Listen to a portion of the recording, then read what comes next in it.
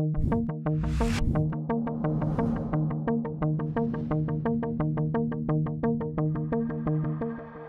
queremos dar la bienvenida, sin más preámbulos, a RENE Vidal, y muchas gracias nuevamente por estar aquí.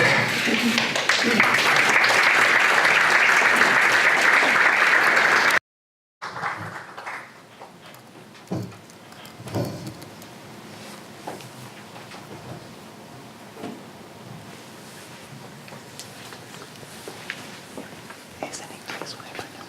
¿Es en inglés o en español? Como lo prefieras. Puede ser en inglés, prefiero que sea en inglés. Perfecto, en inglés. Bueno, la verdad, muchísimas gracias. Es un verdadero placer estar acá. Es verdad que fue hace 10 años y la verdad que vine muy rápidamente hace 10 años, así que no había podido apreciar lo hermosa que es la ciudad de Guanajuato. La pude ver anoche y hoy día en la mañana y le venía comentando a Bogdan en el taxi lo hermosa que es la ciudad, así que es un placer, un gusto. Gracias a Oscar por la invitación. Y bueno, había pensado dar la charla en inglés, pero no sé si eso sería un problema, pero si es algún problema podemos cambiar. Seguramente va a ser mucho más gracioso porque no hablo nunca en español, así que voy a cometer muchos errores. All right, so what I had planned on for today is to speak about the mathematical foundations of deep learning. I would begin in the morning a little bit with a broad introduction to the area. What are the key challenges in deep learning from a theoretical perspective? And then I'll dig into one specific topic within the theory of deep learning, which is the question of optimization. And that's more or less what I expect to cover during the morning. And in the afternoon, I hope to focus in another topic in the theory of deep learning, which is regularization. How do we regularize these machines so that they can generalize well? All right? And if there is time, I might include, what did I do? I might include some applications as well, definitely. So, deep learning has been a revolution in the last 7 years or so, but the fact of the matter is that it began a very long time ago. So one of the first papers in neural networks, because it was not called deep learning back then, is back to the 1940s. And back in the 1940s, the neural networks were significantly simpler. It was primarily just one neuron. And the inputs were discrete and the output were discrete. So for those of you from electrical engineering, it's much more related to digital circuits, if you wish.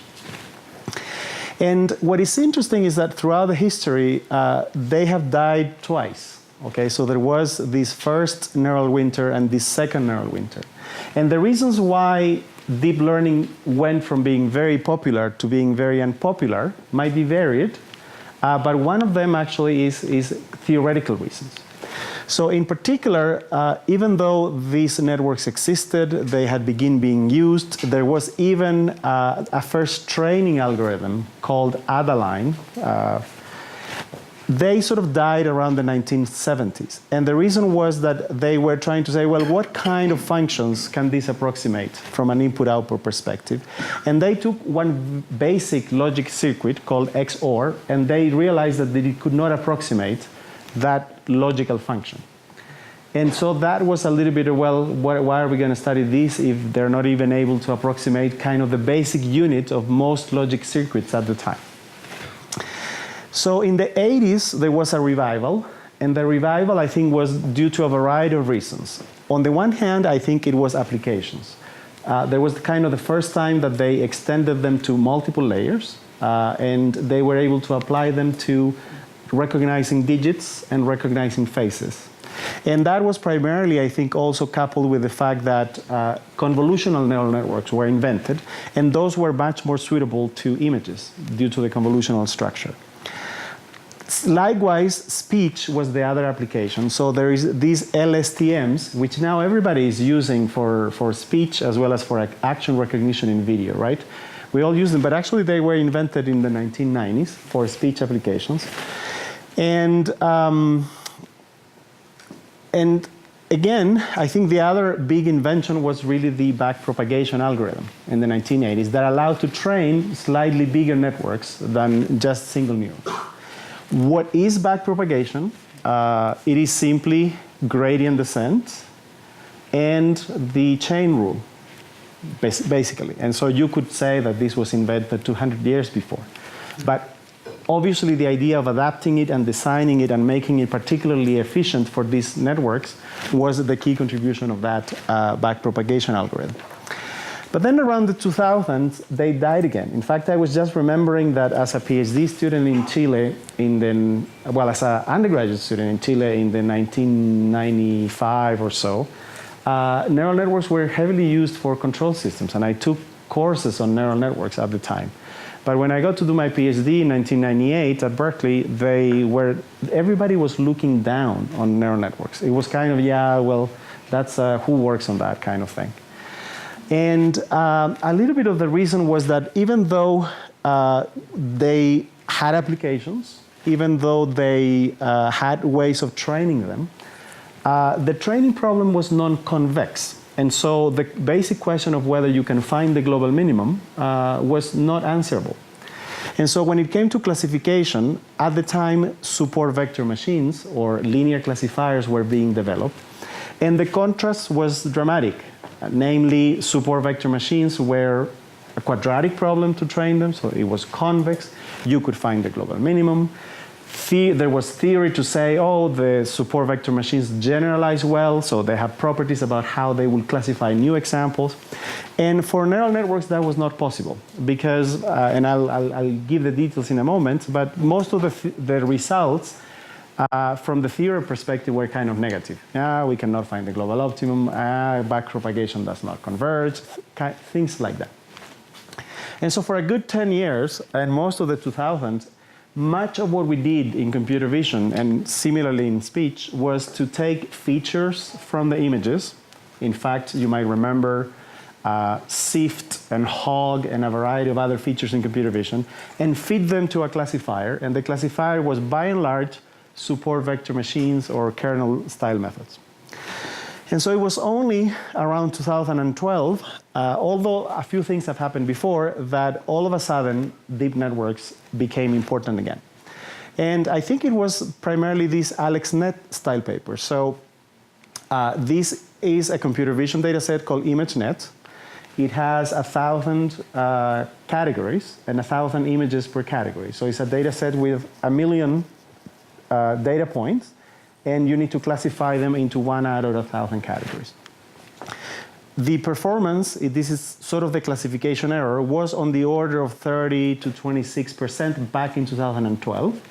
Blue is methods that were not based on deep learning, and this red paper here is the AlexNet.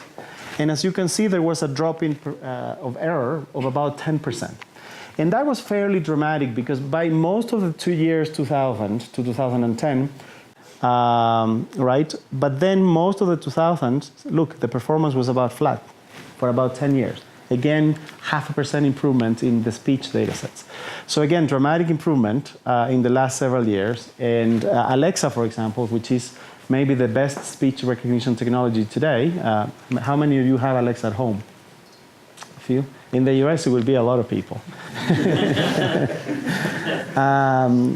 In fact, I just bought one for the first time just a few weeks ago. It was my wife's birthday. I did not anticipate that my 5- and 8-year-olds will be the ones enjoying the most. Particularly, I just asked him to play music with them. So all of what's in Alexa is deep learning technology. What you might not know is that a lot of the technology was developed at Hopkins, in fact. We have a big speech and language processing center that's been working on this for several years. In fact, the person that did the speech recognition at AT&T in the 80s, all based on hidden macro models, was the director of the speech and center at Hopkins for a good 10 years. And now HMMs have been replaced by deep networks, really. The next explanation, and I think this, in my view, this is the real one, because if you look at the networks from the 80s and the networks from today, there's not many dramatic modifications, really. They're about to be the same, maybe deeper, but the reality is that the big difference is that there is a lot more data. And because there is a lot more data, you've got the challenge that you need much more computing to be able to train these bigger networks. And fortunately, GPUs had been developed more or less. They had existed actually for a very long time. They were heavily used in medical applications. But they went hand in hand with the backpropagation algorithm that can be implemented for this purpose. In fact, I wish I had invested in the shares of NVIDIA 10 years ago. But the other reason, so if it comes to what are the modifications, here is one, the way in which you regularize. So the old-fashioned way of regularizing when you train a machine learning algorithm is based on what is called L2 squared, or sum of the squares of the weights, also known as weight decay. But there's many other techniques, so this is just one example, but this idea of dropout, which is kind of a strange and random procedure, if you wish. It's like, oh, at every iteration when you're training, just select half of the weights at random and update only those. And at the next iteration, you select another half and you keep going. And so from a theoretical perspective, you might wonder, why is that a good idea? And why is it the case that if you train a network with this random procedure, it works better than using another form of regularization? Why does this prevent overfitting? The other change is the form of nonlinearity. So in the 80s, the blue curve was the preferred nonlinearity, the so-called sigmoid function. And the reason was that much of this, the development, the idea was that they were supposed to be inspired from neuroscience. So they were supposed to be neurons. Neurons are supposed to have no response below a threshold and full response above a threshold. So that was exactly the idea, no response and then saturated response. While these rectified linear units have no response, but then the response is linear. It's just the identity. And so you ask people why this new nonlinearity would be better than the previous one. And the typical answer is what they call the vanishing gradient problem. What does that mean? If you look at the blue curve, the gradient here is 0. The gradient there is 0. So for most of the part, the gradient is 0, except just in the activating part. Okay? So what they say is, because the gradient is small, the training algorithm will get stuck. And that's why it doesn't work. And so it's better to have this, because now you've got the identity there, so the gradient doesn't vanish. Okay? So if you actually go and talk to someone who works in optimization, or you talk to a mathematician and you tell them, oh, I've got this optimization problem in 60 million variables, it's non-convex, and the reason why we can find good minima is because the gradient doesn't vanish.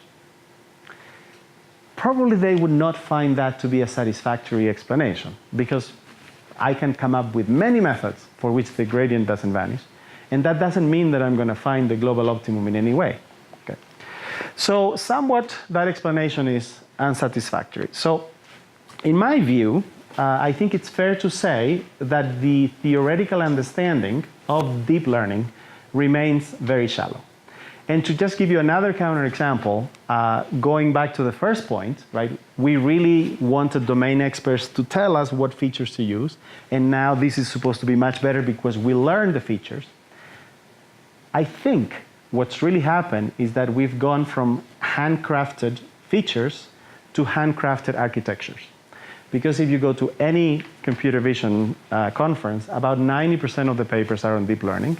And many of them are about how do I change the architecture a little bit here and there to obtain better performance. But what are the principles based on which the architecture is modified? It's really a trial and error process. So I think there is a strong need to understand why optimization works, why the machines generalize, and how should we go about designing new architectures for new problems. So this is exactly what I think are the three key theoretical questions. How do we design the architecture? How do we optimize? And why they generalize well? Now, these questions are by no means new in any way. And so the questions about architectures, just to be more specific, is how many layers? What is the size of every layer? How do I connect them? What type of nonlinearities do I put? What is the effect of the architecture and how expressive the network is? Those are the theoretical questions. Again, this was heavily studied in the 80s and 90s. And there was this famous theorem that neural networks with a single hidden layer are universal approximators. What does that mean? Okay, maybe my first equation here. If f of x is a continuous function of one variable and differentiable, I think, and f of x is the output of a neural network with just one hidden layer, so here are the weights, nonlinearity, and the weights of the output. The error between the two, the approximation error, is less than epsilon. Okay? So in other words, I can approximate any continuous function with just one hidden layer. Well, you would immediately start thinking, well, why do I need deep networks if I can just do it with a single hidden layer, right? So what this theorem doesn't tell you, though, is the following. How many neurons do I need in order to achieve the epsilon error, right? And so if you give me the epsilon, maybe I need an exponentially big number of neurons to achieve that error. And so that was exactly where the caveat is. And let me skip this one. And so that's exactly what's motivated the research of the last 5 years. So the first paper I want to point out very briefly is these exponential gaps between deep and shallow networks. So here's the question is, what classes of functions can I approximate with one layer versus two layers versus three layers? Maybe there is some way of keeping the number of neurons the same, right? So either I can make a very wide network with just one layer, or at the other extreme, I can make a very deep network with a very... And so the main point of this paper is that the set of functions you can approximate with deeper network is exponentially many more than with a wide network. So in other words, the number of neurons needed to approximate a class is much better if you do it with a deep network. And like that, there's been a series of papers trying to analyze. So the last one, maybe just to point it out, is really going back to the basics from harmonic analysis and approximation theory, really. How do I extend results from wavelets? That, you know, with wavelets you can always approximate. With Fourier bases you can always approximate. Now, is it better with neural networks? Are there bigger classes that I can approximate? Can I find the exact errors? So that's kind of what these recent papers are talking about. So that's one topic. The second one is this question of generalization. So the idea in generalization is that typically I'm just given a training set and I train my machine. But that training set is supposed to come from some population. In the case of ImageNet, for instance, I have 1 million examples, but you know, this is meant to represent all images of 1,000 different object categories. So what I really want is not to do well on my training set, but what I want is to do well on new images that I have not seen yet. And so that's what's called generalization. What is the error in testing relative to the error in training? And so this is the question. How well do they generalize? The second question is that typically a bigger network approximates more things. And potentially I can get 0 or perfect error on my training set. But bigger networks do not generalize well. They suffer from this problem called overfitting. Okay? And so there needs to be something that I need to do in order to prevent selecting networks that are overly big. And that's what's called regularization. So how do I control the capacity of the network? And right, and that's exactly the last two questions. And just to illustrate this, if I have a very simple neural network, they would typically tend to produce simple boundaries like this one. And simple boundaries are good because if I do a little perturbation of a red point, it will remain red. It will not change from being red to being blue. But if I use an overly convoluted surface and I cut it, right, I might get a boundary that is very complex, like this separation between red and blue. And in that case, a little perturbation of the red will change the label to be blue. And this is a problem actually today with neural networks, that you can take an image, you make a tiny imperceptible change to that image, and the label will change from one thing to another. So you don't want to have overly complex boundaries, and so you want to control the capacity, so you want to regularize well. And that's a question that we really don't know how to do today in deep learning. What is interesting is that these questions were, of course, studied. And if you go back to, this is 1998, these papers, they had already come up with theorems that said kind of the following. The more training examples I have, the smaller my generalization error, the better a machine generalizes. But you can say, what is the bound? What is the minimum number of training examples that I need in order to achieve a small generalization error? And by and large, they were polynomial functions, okay? So in other words, if I have data in dimension 10, I need on the order of 10 squared, which is 100 training examples. Okay. So let's go to ImageNet. What is the dimension of the images? Probably 10 million. How many parameters are we trying to learn? In the case, well, maybe 60 million. That's what AlexNet was about. 60 million weights is what we're trying to learn. 60 million weights. How many training examples do I have? 1 million. But this theorem would say that you need 60 million squared. Let's say it was quadratic. Okay? So the minimum number of training examples for AlexNet to work, according to this theorem, would be 60 million squared. Instead, I only have 1 million. So this is another big mystery, which is that we are training these machines with way less data than the theory predicts. And they are working despite the fact that the theorems fail. Okay. So a big mystery is why this is the case. And so the answer is what many people are looking into. So here is one. These new techniques are doing something. They are controlling the capacity of the network in a certain way. So maybe this dropout that is kind of dropping half of the neurons is doing something to control that capacity. But what is it exactly? Not clear. Maybe another issue I wanted to mention here regarding this. How many of you have actually trained a neural network? A couple of you? All right. So I don't know if you would agree, but my students often tell me that they're training, the error is going down, and the classification performance might be better if you don't wait until the very end. Namely, halfway in the optimization, you might get better performance than if you keep optimizing. Right? So this is maybe what you say is early stopping. Stop your optimization before convergence, and you might get better performance. So obviously that you might wonder why. If you go back to any person doing theory for SVMs, you want to find the global optimum, and then you use it. But why do you stop halfway? It's a good question.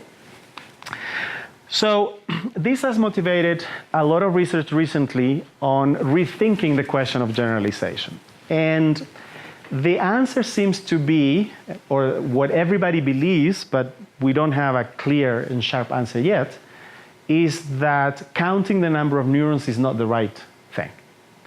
That there are lots of symmetries in the problem, and there should be something better. So one thing that I like to highlight, because I think it has a lot of potential, is using tools from information theory to do this. How many of you are familiar with Shannon and information theory at all? A few? Yeah, but in the 50s, Shannon created the field of information theory and came up with a way of measuring what is known as channel capacity. Entropy was one of the key things behind doing that. So what is being postulated is that there are extensions of that. Information bottleneck is the specific name, that is trying to measure the capacity of the network, namely how much information can you pass through, which is maybe much more of a property of the architecture than it is of the weights, with this information bottleneck style approach.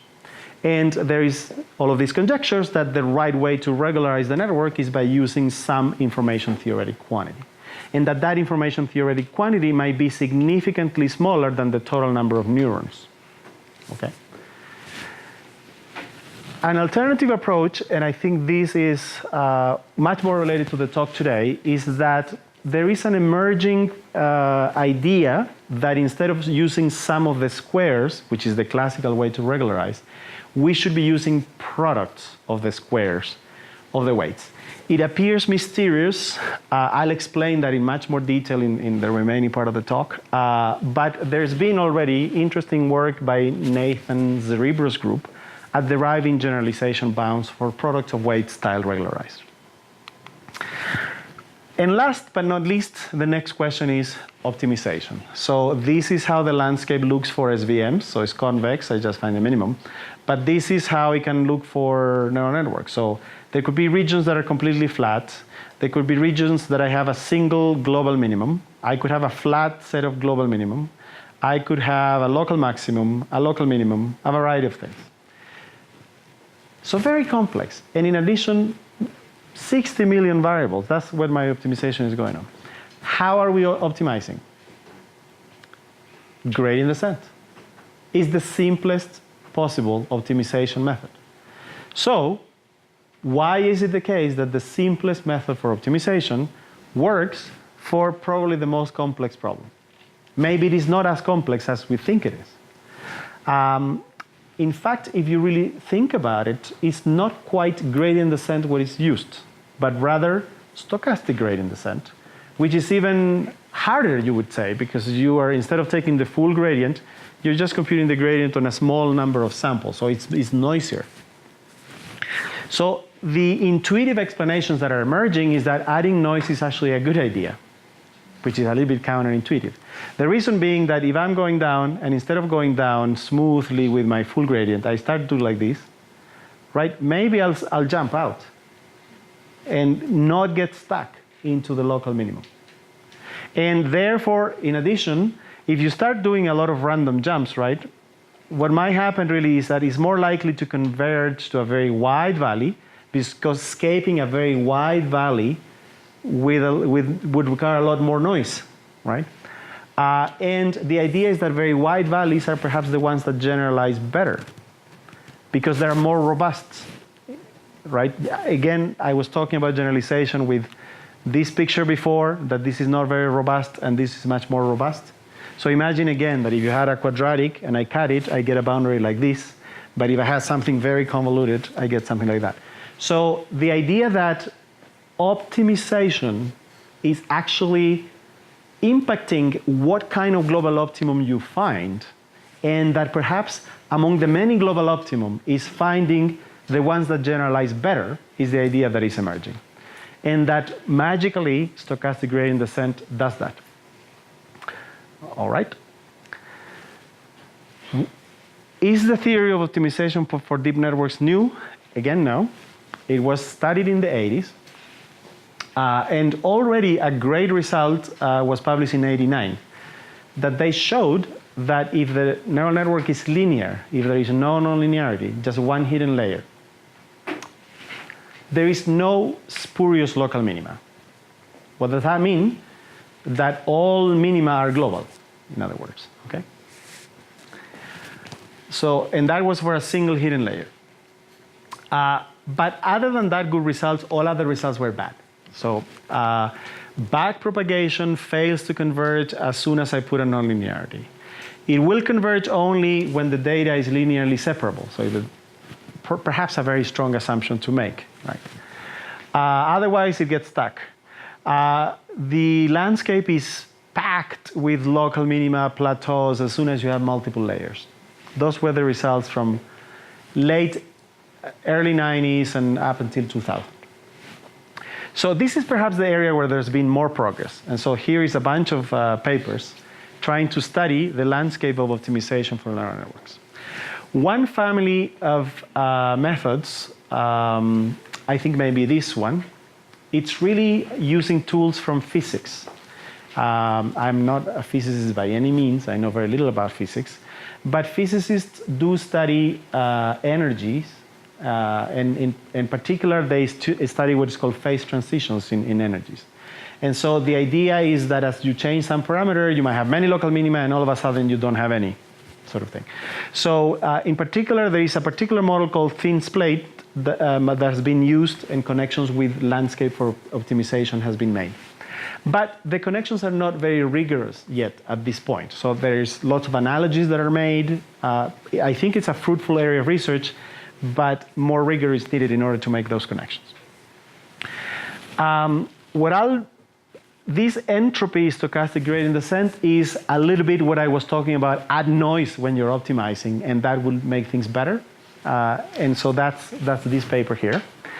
But what I'll be talking about today is primarily this type of research, which is that extending that fact that there is no spurious local minima. In other words, going beyond a single hidden layer and adding types of nonlinearities and still getting the result of all local minima are global, kind of thing. Okay. And that's what the rest of this talk is going to be about. So to summarize the introduction, I hope to have conveyed the idea that there are three key aspects: generalization, optimization, and architecture. What makes the theory very difficult is that these three problems cannot be decoupled.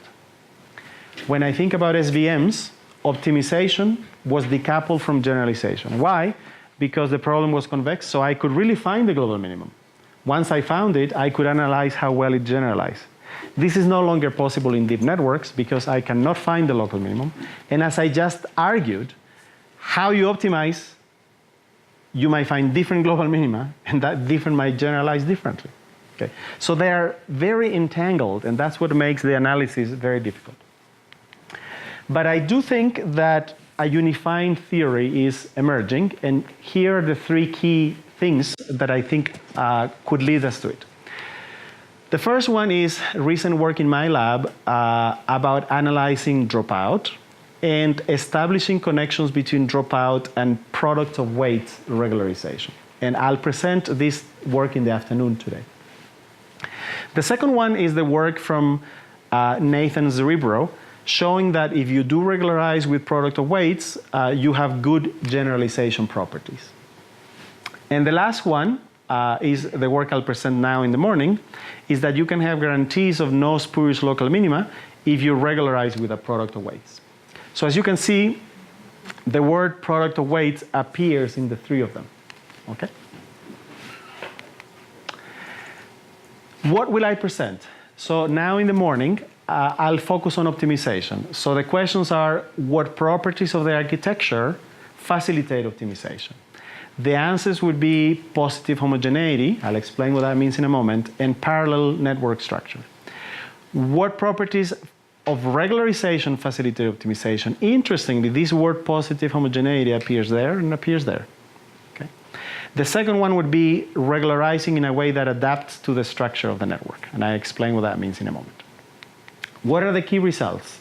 Hand-wavy, without math as of yet. This is going to be the first theorem. If you have a network like this one that has a lot of parallel structure, and you go ahead and you train it using your favorite algorithm. Let's say you're lucky enough that you find a local minimum, and the weights of one subnetwork are 0. So as illustrated here, all of these weights are 0. That is a guarantee for that set of weights to be a global minimum. That's going to be the first theorem. So in other words, local minima such that some weights are 0 are global. That's the first theorem.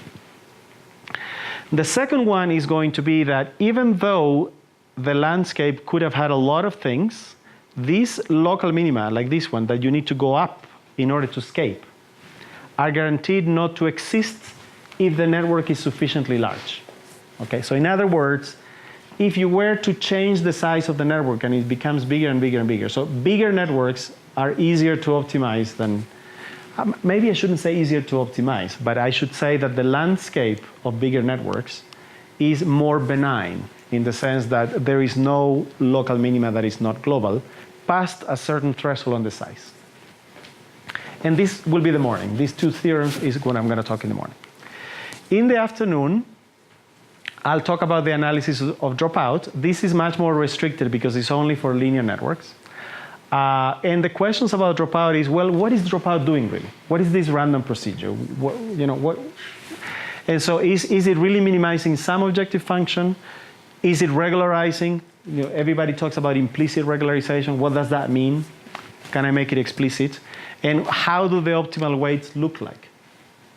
And so here are the three theorems I'll talk about in the afternoon. The first one is that dropout is not just an afterthought or something that is esoteric and work. Actually, you can analyze it rigorously, and it is simply stochastic gradient descent in a certain form for a certain objective. So the key question, in fact, is to derive which objective is dropout minimizing. Okay, and it's not just the loss. In fact, that's what the theorem 4 is about, is what dropout is actually minimizing is a regularized loss.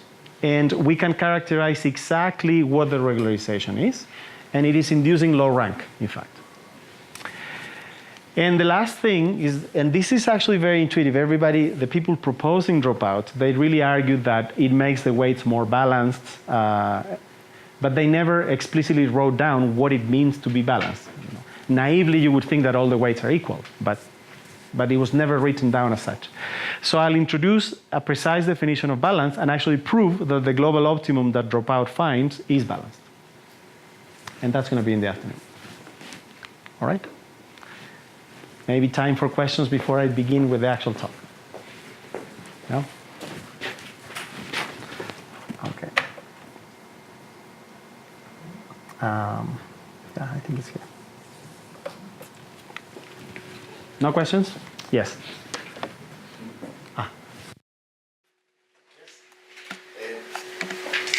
When you, in your pictures, all your, looks like you work in the plane, or it's just a picture, meaning, or the picture could be in R2 and R3. Just a picture.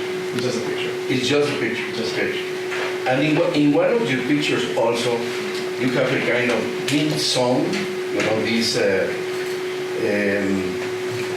this region that you are. These regions can have holes. Yes. Yes, okay.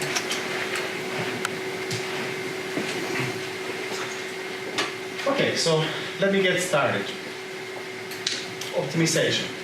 I'll go, so in a sense, this is like the theorem. The theorem says if the architecture is positive homogeneous and is parallel, if the regularizer is positive homogeneous and adapted to the data, then local minima are global. That's the big theorem. And so where I'm going to spend the time is explaining to you what does it mean for the architecture to satisfy these properties, and what does it mean for the regularizer to satisfy these properties. And I made all of this part almost with very few equations, despite of the fact that the talk is very technical, so I hope it's understandable. But then eventually I need to get to the math, but I guess we're in CIMAT, so it should probably be okay. All right. So this is a deep math of deep learning, so this is DMAT as opposed to CIMAT. Okay, properties of the architecture. This positive homogeneity. Okay, what is really the assumption? Suppose I've got this network. It has 3 weight layers, W1, W2, W3, and the output is 1. So if we scale the weights by alpha, and the alpha is non-negative, the question is what happens to the output? So we are going to make the assumption that the output is scaled by alpha to some power. And that property in mathematics is known as homogeneity. In other words, the output of the neural network is a homogeneous function of the weights. That all it means. Except that is weaker than that because I will require that to be the case only for non-negative scalars. In regular homogeneous, this needs to be true for all outputs. Here, I only want it to be true for non-negative outputs. Okay? Kind of a weird property. So is it true? Do existing networks satisfy? So here's one example. Let me take just one neuron. So here, 3 weights. I scale them by alpha. This is just a linear thing, right? I'm just going to take the dot product between the weights and the input. So if the weights are scaled by alpha, the output is a linear thing. So alpha, if the weights are scaled by alpha, the output is scaled by alpha. So now I'm going to pass it through this ReLU. The ReLU, as I said, is 0 or linear. So it can be written as such, the maximum between z and 0. So, because the input is now scaled by alpha, that's what I have. And I need to take the maximum now between alpha z and 0. because the alpha is non-negative, it does not matter which one of the two takes the maximum. And I can take the alpha outside. Okay? And that's why the ReLU is also homogeneous. But I hope now you appreciate why I require the non-negativity. Because if the alpha could be negative, then it would change which one takes the maximum. And then it wouldn't be anymore. So the non-negativity part is precisely to tolerate the ReLU. So a linear layer plus ReLU is positively homogeneous of degree 1 because the alpha is raised to the 1 half. Good? Second example. Let me now have a few more layers. So the first one is convolution plus ReLU.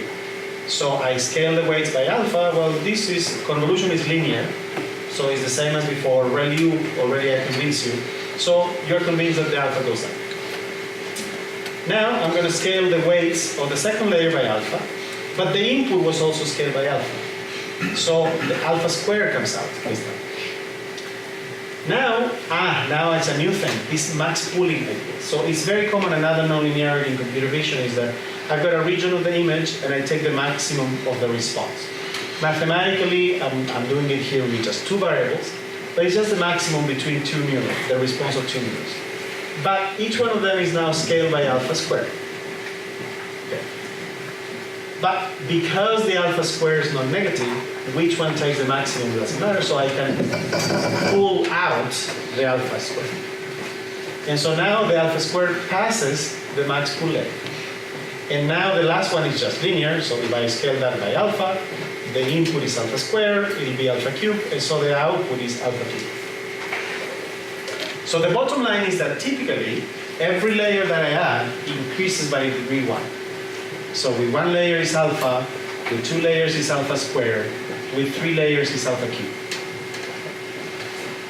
So the conclusion is, well, neural networks as designed today are already positively homogeneous. So it's not a big deal of a property, but almost. So here's a list of things that you can do, and they're all positively homogeneous. Okay. Fully connected, convolution, max pooling, mean pooling, max out, many of the things that people use in practice. Here's one that is not positively homogeneous. The ReLU, sorry, the sigmoid. So here's my first conjecture. I said that people have observed that ReLU works better than sigmoids, and people gave the explanation of vanishing gradient that I kind of criticized early on. So I think my point is that the conjecture is that sigmoids do not satisfy the theories I'm going to talk about, but ReLUs do. So you can guarantee global optimality with ReLUs, but not with sigmoids. And that might be a potential explanation as to why ReLUs are better. Okay, is it clear what it means to be positively homogeneous and why existing neural networks are positively homogeneous? Next one, parallel subnetwork structure. What does that mean? So what it means simply is that we're going to make the assumption that the networks we have are parallel. Here's one example. Take this subnetwork. This is just one neuron, 3 inputs, 2 outputs. I'm going to just replicate it many times and add them. So this is a well-known neural network. The networks with a single hidden layer. By construction, they have parallel structure. And the parallel structure is just repeating multiple neurons, that's all. So super simple. So bottom line, our theorems will apply to this case. Next example is pick any network that you want and now make multiple copies of it and add them up at the end. That's going to be another example of that. So all I need is that this one needs to be positively homogeneous. And I'm going to copy identically the same architecture, but the weights of each one of them could be different. But the architecture needs to be identical. That's the main assumption. Okay. Now we could get fancy, right? We could just pick the famous AlexNet, put many of them in parallel, and add them. And this is another example. Though almost, there are some pieces of the AlexNet that are not positively homogeneous. One recent thing that is not possibly homogeneous is the batch renormalization part. Okay? Okay, so those things are also out of our theory. Okay? So we cannot tolerate sigmoids, and we cannot tolerate the batch renormalization as of yet. Okay, so that was my first piece of the theory. If the network is positively homogeneous, and if the network has parallel network structure. Second piece of the theorem, regularization. So this is the thing that I talked about a lot in words, but I never wrote it down. This is the weight decay. This is the sum of the square of the weights. This is what's typically used to regularize support vector machines. Okay? Well, you look at it, and it turns out that this is a regularizer of degree 2, right? It's quadratic. It's actually homogeneous. If you scale alpha, the weights by alpha, you will get the alpha squared coming. Is that clear? But this network has 3 weight layers. So the output of the network is homogeneous of degree 3, as I advocated before, that every layer increases the homogeneity by 1. All right? So the really important thing that I want you to pay attention to is that 2 is different from 3. And that might seem a little bit silly, but in fact that is the source of all of the spurious local mean. So what I'm trying to advocate, in fact, is that it's very important in order for the optimization problem to be well balanced between the loss and the regularizer, that the degrees are the same. Okay? And that might be an issue, or that might be an explanation as to why people stop using weight decay. Because they were training on networks with 10 layers or 20 layers, but the degree was 2 versus 10. So in other words, if you have a network with 10 layers, you should be using degree 10. If you have a network with 100 layers, you should be using degree 100. So that you avoid the local mean. Okay, so now you will tell me, how do I design a regularizer that is of degree 100, or whatever degree you want? So this is the way we design the regularizer. We begin with a big network like this one. We first design a regularizer just for one subnetwork. So here I have 5 weight layers, W supra 1 to W supra 5. The sub 1 is because it's the first subnetwork. And I'm going to define this function theta that depends on all of the weights from the 5 layers. And there's just 2 properties that I will require of the regularizer. The first one is that it's positive semi-definite. What is positive semi-definite? Essentially that the function is non-negative for all choices of the weights. A little bit more than that, but that's all it really means.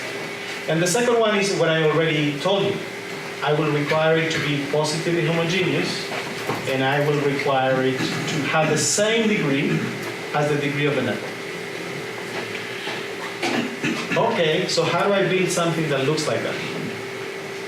Here's one example. Take the weights of the first layer, take a norm, and take the product across all the layers. And by construction, this is of degree 5. Because you're taking the product across the layers, the degree will always be the number of layers. And now I hope you start to appreciate, I was talking about products of weights and products of weights and products of weights. That's what I was talking about. Something like this, where you're going to have some weights from the first layer, multiply the second, multiply the third, and so on and so forth. And this is not fully worked out yet, but I think it's really related to the idea of capacity, because if I begin with an input here in a neuron, to arrive at the output, I need to travel a certain path. And by and large, what is going on is that the weights are getting multiplied. Right? It's a multilinear function, really, modulo the nonlinearity. But that's a conjecture. Okay, so is it clear then that I'm going to require my function to be positively homogeneous and of the same degree? The next question is, what is the total regularizer for the entire thing? Because everything I said was just for one subnet. It's super trivial. I'm just going to take the sum. So the regularizer for the entire network It's going to be the sum for this, for that, and for that. And so there is this parameter R, which is the number of parallel subnetworks in here. Okay. Very different from usual practice. I will allow that R to change. I will begin optimizing maybe with a small network, add a parallel thing, and keep adding, and the theorems will say that eventually, for some R that is large enough, you found the goal. So while the positive homogeneity is common and most networks satisfied, this part of our theory is maybe less practical from 2 points of view. One is that most existing networks don't have this idea of putting many things in parallel, right? They're more deep than wide. The other one is that by and large, current optimization technology optimizes over fixed networks. You're not changing the network architecture as you move along. This is going to be different here. We're going to change the R, but the way in which we modify the architecture is somewhat simplistic. We just add a parallel subnetwork. Okay. So in moving forward, we really need ways of changing it by adding more neurons or adding more layers and things like that. We're not there. Okay, so but here's the deal. To generalize well, you need to control the capacity. You need to prevent the network from growing and growing and growing and growing. So the idea is that this regularizer needs to penalize, and this is the way it's penalized, right? Immediately you add another term every time you add another network. So the more subnetworks, the bigger your regularizer. So eventually there will be a trade-off between the loss and the regularizer. So ultimately, and this is what's written here, the regularizer is designed to constrain the number of subnetworks.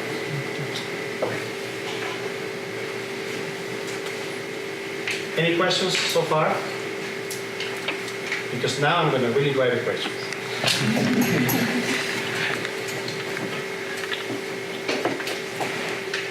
Okay, so in the last half an hour, maybe we have 20 minutes left.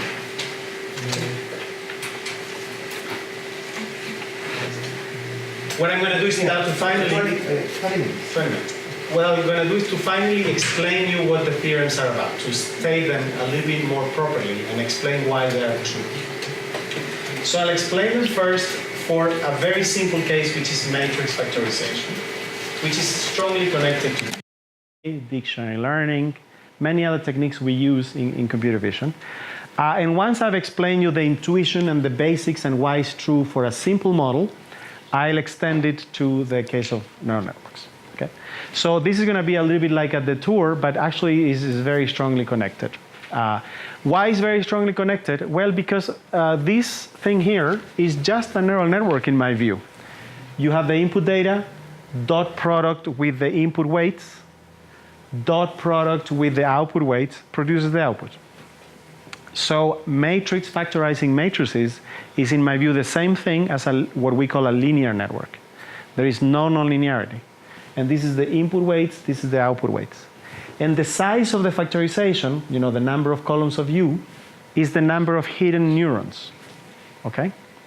So we are going to be doing matrix factorization with a variable number of columns, and that is going to simulate fitting a network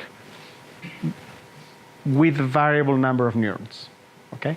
And that's where I hope you start to understand, there is a connection between low rank and minimizing the number of neurons is equivalent to finding a low rank.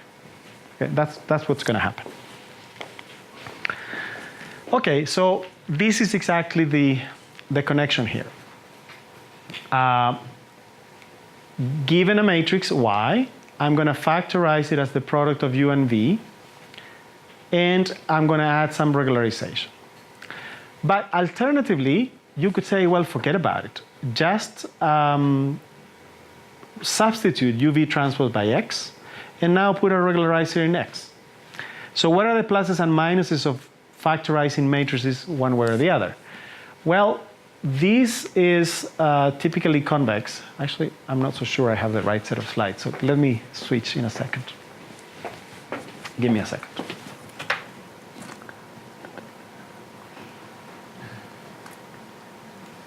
Yes.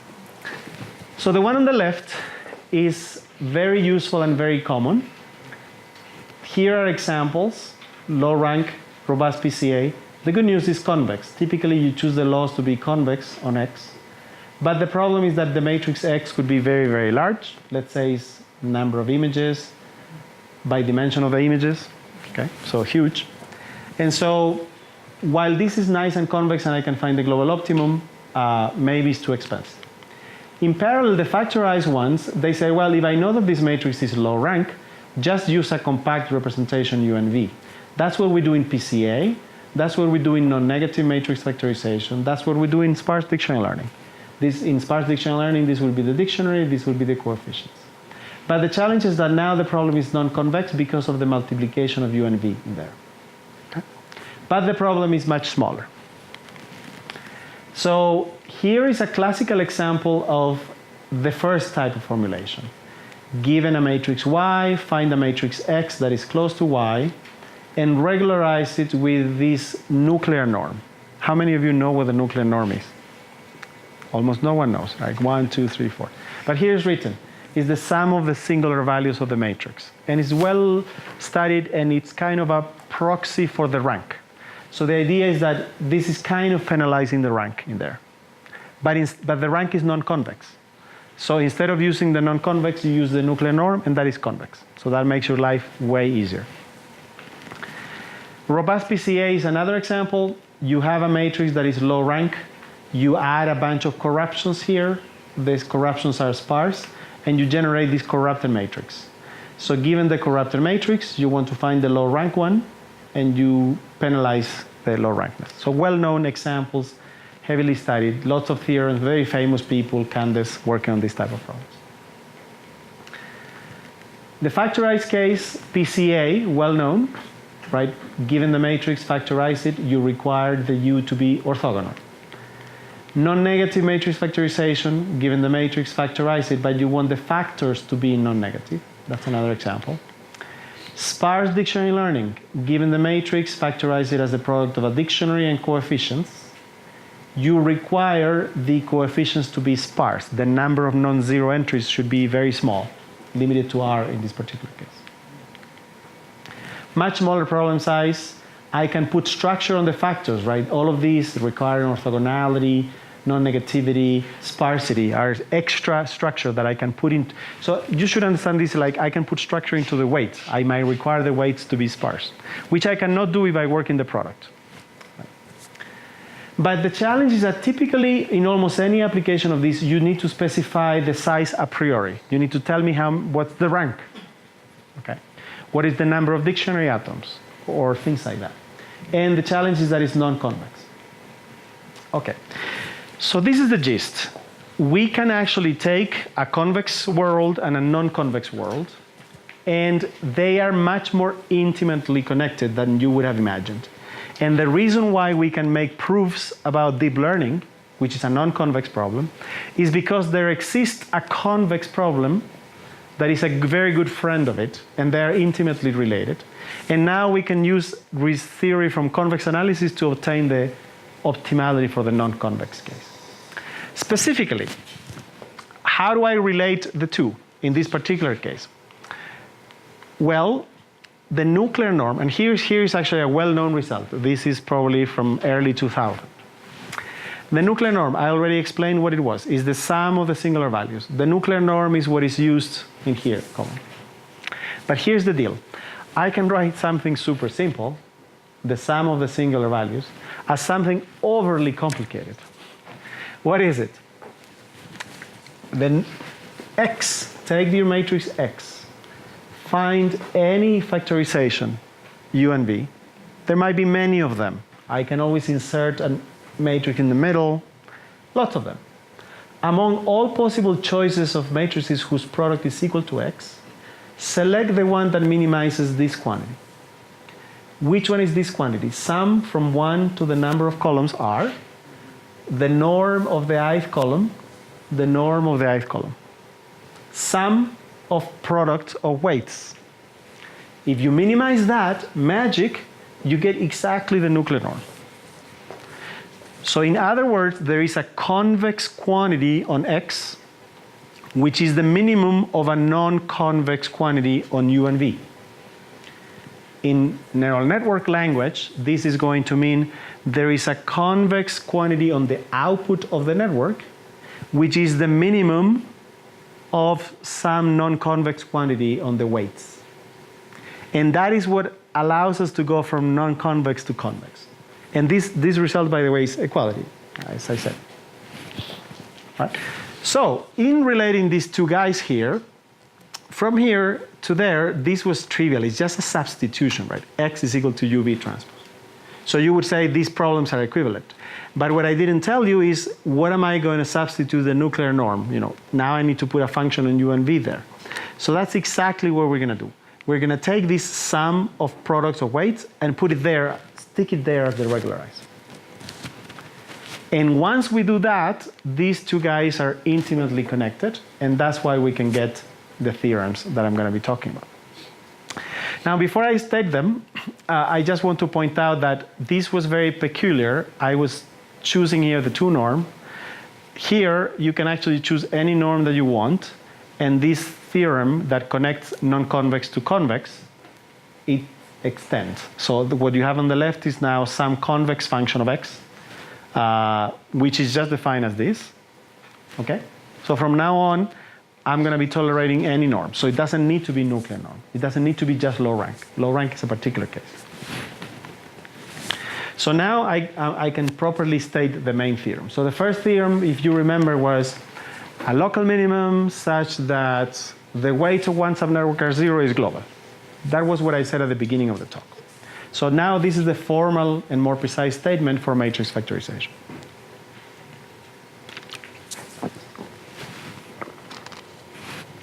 It says the following. Suppose that I'm trying to minimize this non-convex problem. The loss is convex. Well, that's actually almost always the case, that the square loss is convex. What is the most commonly used loss in deep learning today? The cross section. It's also convex. And once differentiable. The square loss is twice differentiable. Cross entropy is also differentiable. The only one that is not differentiable is if you use the hinge loss. Right? It's kind of L1, so it's not. So these assumptions are very weak. They're mostly satisfied. So here's the theorem. A local minimum of this non-convex problem. A local minimum of this non-convex problem. Such that for one I, Ui and Vi are 0. Okay? So a local minimum such that one column of U and one column of V are 0. In the neural network training is going to be a local minimum such that Ui is all of the weights of the ith neuron for the output layer. Vi is all of the weights of the ith neuron for the input layer. So a local minimum such that all of the weights for one neuron are 0. That's what it says. Is a global minimum. Okay? Moreover, and this is again the connection between non-convex and convex, if you actually take the product of U and V, that is going to be a global minimum for the convex. Okay? And so as you can see, this theorem establishes the intimate connection between the non-convex. It's kind of really saying that I've got my very non-convex problem here. There is a convex problem that is kind of a lower bound, but the global minimum coincide. That's the intuition behind it. Okay, so I'll skip the proof. Pictorially, it's really, the theorem is just a measure of redundancy. That if you start growing the number of columns of U, eventually you will have enough capacity to generate the global minimum. If you go beyond that capacity by adding extra columns, if those columns are 0, you are at the global minimum. If you add extra columns, your regularizer will be bigger, but you will not improve your loss. So it's really a measure of capacity, and it's simply saying that the global minimum is low rank, and past a certain rank, you're done. Right. And so that's why you can set them to 0. Is that clear? All right. Second theorem, shoot. Second theorem is this theorem about if the network is big enough, there is no local minimum. And the proof is really by construction. And it leads to this meta algorithm. So the idea is as follows. Suppose, and in fact, let me just make an analogy. Suppose that the global optimum matrix was rank 2, but you have no idea that it's 2. So you could use 1 column or you could use 3. Let me assume that I begin with 1 column. So I'm going to begin with, and I'm optimizing, I go in the UNV, and eventually I arrive here. So if you're not at a local minimum, just perform local descent. So I went down from there to here. Now I'm going to check. If I am at a local minima, I'm going to test if one set of weights is 0. And therefore I know that it's global. Okay, but I arrived there, so it's not true. So what I'm going to do then is I'm going to increase the size of the factorization. I add 1 extra column, and this is exactly what I mean. This is my current U. I'm going to append a new U. This is my current V. I'm going to append a new V. And then I'll choose the extra U and the extra V so that I go down. Okay? So in other words, it's really kind of, I have my function like this. So imagine I have my function like this. And I went down and I found the local minimum. But now what I'm asking is, if I create a new dimension, would I be able to go down or not? If the answer is yes, then I'll go down. If the answer is no, I'm at the global minimum, because even if I increase the network, I won't be able to do better. And so that's exactly what this increasing the size piece is. I increase the size, I have a bigger optimization problem. So you're converting a local minimum into a saddle, because in the other dimension you could potentially go down by adding extra dimensions to your problem. Just to provide concrete examples, I still have 10 minutes, I think. What does that mean? Okay, let me explain this in practice for a concrete. For this particular case of matrix approximation, I know and I can compute the global optimum in closed form. In particular, if you give me a matrix Y, you want to approximate it with X, and you penalize the nuclear norm, the global optimum is obtained by computing the SVD of Y, and then you take the singular values that are here in the middle and you shrink them. You shrink them by an amount lambda. Lambda is the weight in there. So all singular values of Y that are small and below lambda are set to 0. Okay? And all others are shrink. So that's why the global optimum is low rank, because a few singular values are always shrunk. Okay. Well-known result, the global optimum computable in closed form. So instead of doing it in this way, which is the obvious and I can find a closed form solution, let's do it in the factorized way. So now we're going to do that, factorize it, and we're going to put this penalty of sum of products of norms. Really. Okay? So the algorithms, like how would you implement this? The way you would implement it is the new U is equal to the old U minus some gradient step. This is well known in optimization as the proximal gradient algorithm, because you take the gradient of the differentiable part and you project according to the shrinkage thresholding. And that's how we typically optimize. The important thing that I want to point out is that this operator already shrinks the columns by lambda. So as you are proceeding in your optimization, if a column is below a threshold, it will be set to 0. Because everybody asks me, well, in reality, can you really run this algorithm and can you verify it? Because you're telling me if the columns are 0, then you are the global optimum. What is the chance that when you implement this in reality, you're going to get 0 columns, right? It's always going to be to numerical precision, and maybe you're going to keep increasing your number of columns by mistake. So this is a particular way of implementing the optimization, where by construction, at every iteration, some columns could be set to 0, and they could be set to 0 if they're below the threshold lambda, which is already part of your optimization. So without having to put a hack on top about the norm of the columns less than a threshold that I get to choose, the algorithm does it automatically. Okay? So this is just a numerical example. So I generated some random matrix here. These are the singular values of the matrix, so they're going down. This is the red is the global optimum. This is what I would compute by shrinkage thresholding. And the green is what this non-convex optimization method does. So I'm just trying to illustrate that the non-convex optimizer produces the same closed form solution that I know it exists in this particular case, which I cannot do for the learning because I never know what the global optimum looks like analytically. But for matrix factorization, I can compute it. So I can compare and make sure that my non-convex method is finding the right solution. Okay? And this is the optimization with variable size. So for size 1, I go down. Then I increase the size, and so on and so forth. The results can be extended. It doesn't need to be just matrix factorization with products of norms. You can put any fancy regularizer there, as long as it's positively homogeneous of degree 2.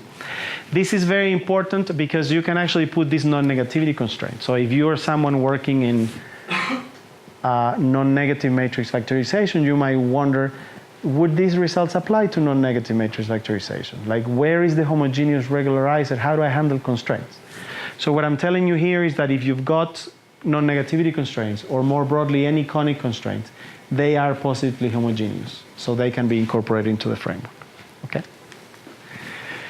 Another example is, and so this is what I just said. So non-negative matrix factorization, in order to, a well-known problem for which you don't have guarantees of global optimality. If you do it in this modified way, where you penalize with this regularizer, for this problem now, you can have guarantees of global optimality for non-negative matrix factorization. Sparse dictionary learning, another typical problem very much used. Given data, you learn dictionaries, and the data is sparse with respect to that dictionary. It's non-convex. You need to pre-specify how many atoms you put in your dictionary, and you don't know how many. You can never guarantee global optimality. So if you take dictionary learning, and instead of using these constraints of sparsity of the coefficients and L2 norm for the dictionary atoms, you just put them as a regularizer. And this is a regularizer where it's homogeneous. The degree is 2. If you scale U by alpha and V by alpha, you will get alpha squared. Right. Now, for this one, you can have guarantees of global optimality. And moreover, you also optimize over the number of atoms. Because every time I increase R and I add a new column to U and V, I'm actually adding more atoms to my factorization. Robust Pca is another example that I mentioned earlier. Pcap a matrix that is corrupted, it's low rank plus corruptions, and find the separation. So corrupted matrix is equal to low rank plus corruptions, and minimize the amount of corruptions and minimize the rank. That's the typical formulation. So I can eliminate E from there and just put that.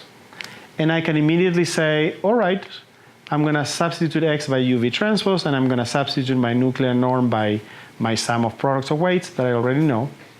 And now I have global optimality for this non-convex problem. There is a little bit of a caveat, and this loss is actually not differentiable.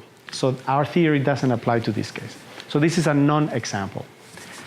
But it's kind of so close that it sure worked. So we came up with a little modification that it actually works. So if we go back to the E formulation that was originally there, and we now have matrix minus the factorization minus some errors, and now we penalize the errors, then now it works because now you take this piece as your loss, and this is now quadratic and differentiable. And so for this one, you can have guarantees of global optimality for robust Pca, but done in the factorized space. Okay, so I think this is the end of the first part. And so maybe it's open for questions. I have many questions, but what is gamma? Gamma is another parameter that you put. Okay. It typically comes from, really what's going on is, this is the reconstruction error that I want to minimize, and I have regularization telling me I want it to be low rank. and I want this to be sparse. So it's just what is the relative importance of the theta term versus the sparsity versus the log. So we have a network that we were talking about when you were talking about that you analyze all the deep learning network to optimize the network, but with more substantially mathematical approach. So on these three optimizations and these two theories, so this analysis of these three optimizations approach, you are finding a global minimum, but for different specific examples, using, I understand, the global minimum if we find the zero value, and if we find the zero value and we add another column, we are in the global minimum. But I don't know if there is some order to add another column. With which column? Maybe I missed this and you already saw. Yes. But what column do we should add, or is a random column that we add? Or? Yes. So because the product of U and V is the same regardless of the order in which I put the columns, and because the regularizer, if I shuffle the columns, the regularizer doesn't change and the product doesn't change. The order doesn't matter. So in practice, I just append a column at the end. Every time I add a new column is one new. So yeah, great question, and it doesn't matter. Okay.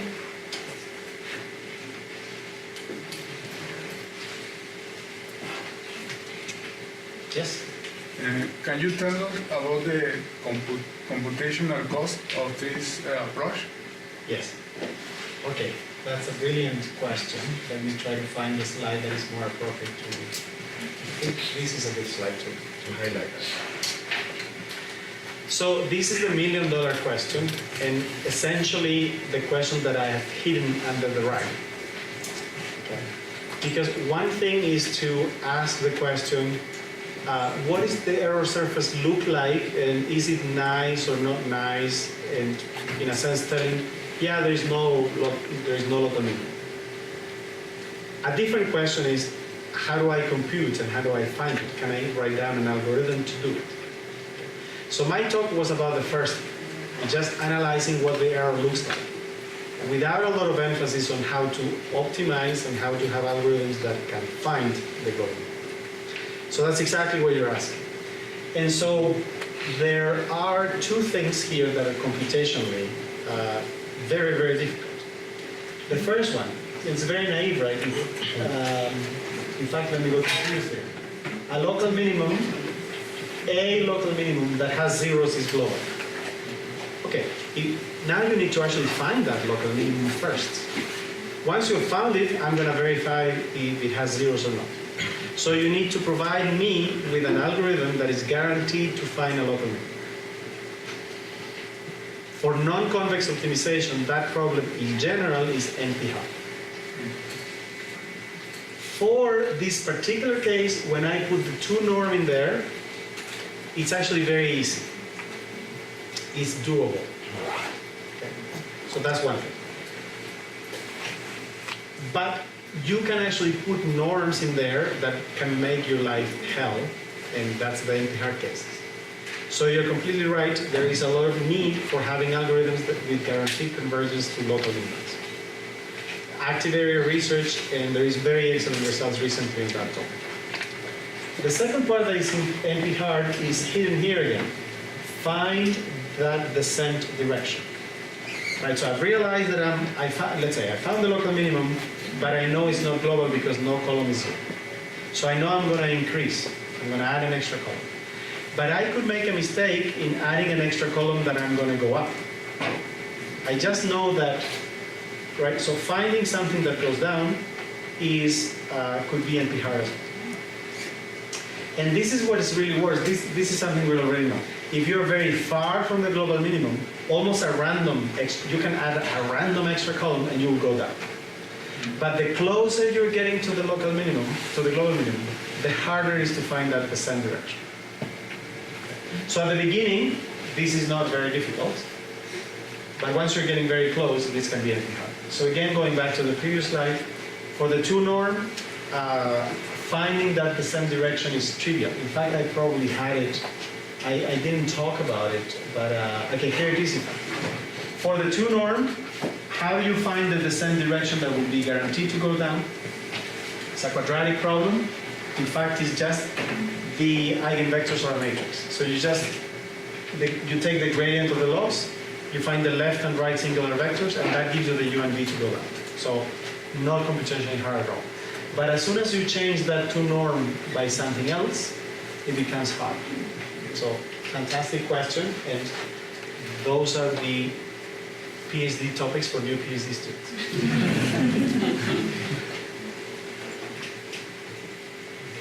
Preguntas? Questions? Yes. Yeah. Regarding the architecture, Yes. it's not the same to have many layers Yes. than many parallel layers. Yes.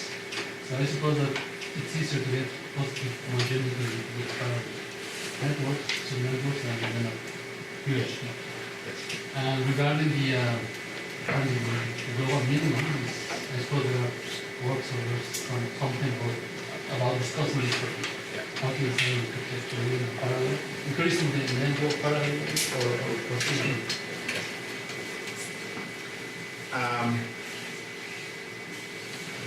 So we don't know yet, but the big difficulty in extending these to deep networks, I mean, first of all, let me tell you, the networks are deep, right? It's just that I put many of them in parallel. But you might ask, instead of adding more networks in parallels, could I just add more layers?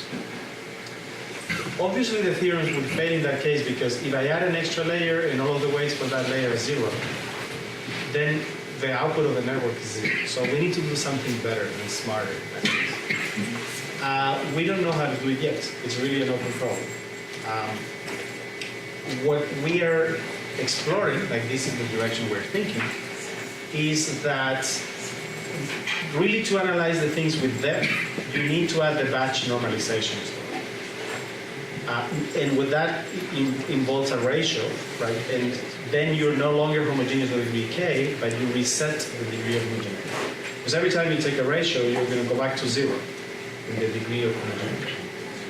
That's what we're trying to analyze. So that's one direction. The other direction that I believe we can do is not fully in depth, but a combination of width and depth. So instead of just making it wider and wider, can we go in kind of a tree type of structure, that we have depth and width at the same time? We believe that those can be done, but it's work in progress. It's hard, it takes time. I don't have a question. Thank you, Rene, for the presentation, and was very clear, very valuable. I'm just getting into the deep learning stuff, and this might be a dumb question, but why do we lose a gross entropy in deep learning networks? What do we? Why do we lose gross entropy? Cross entropy. Well, maybe others can correct me, but my understanding is in classification, I could just count the number of errors. And that could be the way in which I measure the mistakes and I minimize that. That's very difficult to optimize. So it's very common in deep learning that you use a loss that is not exactly the 0-1 loss. So sum of the square of the errors is 1. But cross entropy is much better because it's really saying, well, the output of the network is a probability distribution. It's what is the probability that the input image belongs to class 1, class 2, class 3, class 4. The cross entropy, what it does is just is an error between probability densities. So it's the error between the true probabilities, which is the right classes that are in my data set, or the empirical versus what the network produces. And it's better also because it produces soft assignments. In a sense, what's the probability that it belongs to this class? And those are typically better than just using the hard assignments and calculations, which is much harder to optimize with the 0-1 loss.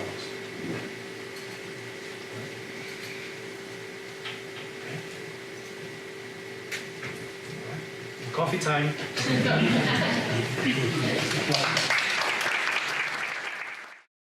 All right.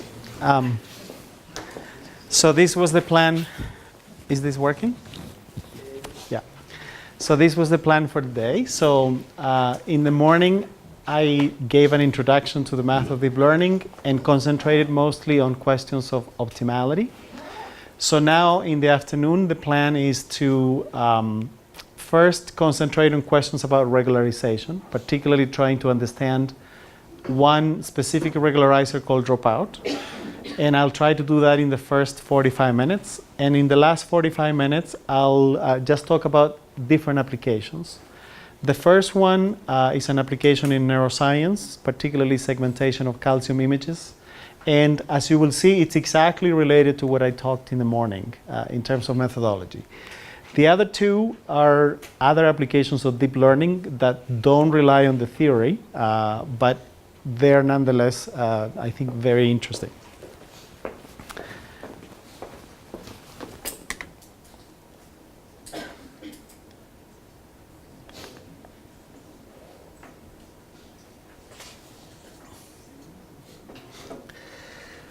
So specifically, this second part will talk about Dropout, and it will try to answer the following three questions. What is it that Dropout is doing? What kind of objective function is being minimized? What type of regularization does it induce? And whether we can characterize the optimal weights. And as I mentioned in the morning, the three key results will be that on the one hand, Dropout is a stochastic gradient descent for minimizing some objective. So I'll tell you what objective is minimizing.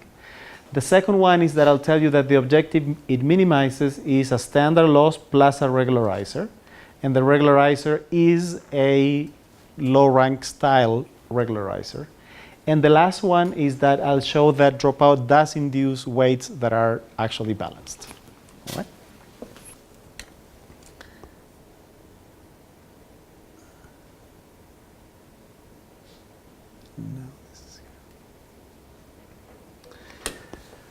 Okay, so let me begin with the first one. This is actually published just this year in AI Stats, so this is fairly new work. So let me begin with what Dropout is, and even just before that, what is the standard basic algorithm for training a neural network?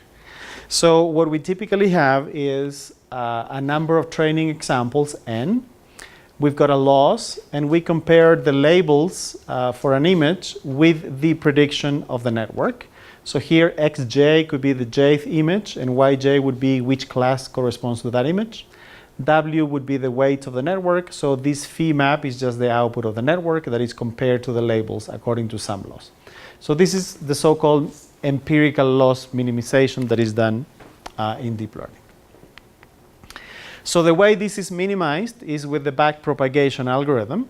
That is nothing but gradient descent. So gradient descent means that the new weights are equal to the previous weights minus epsilon times the gradient. Okay?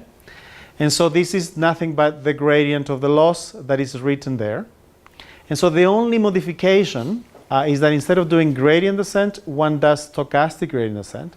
And here's where you see the modification. Rather than summing over all training examples, we only sum over a certain batch. And so that's what the B notation means. It's a batch which is a random subset from the entire data set.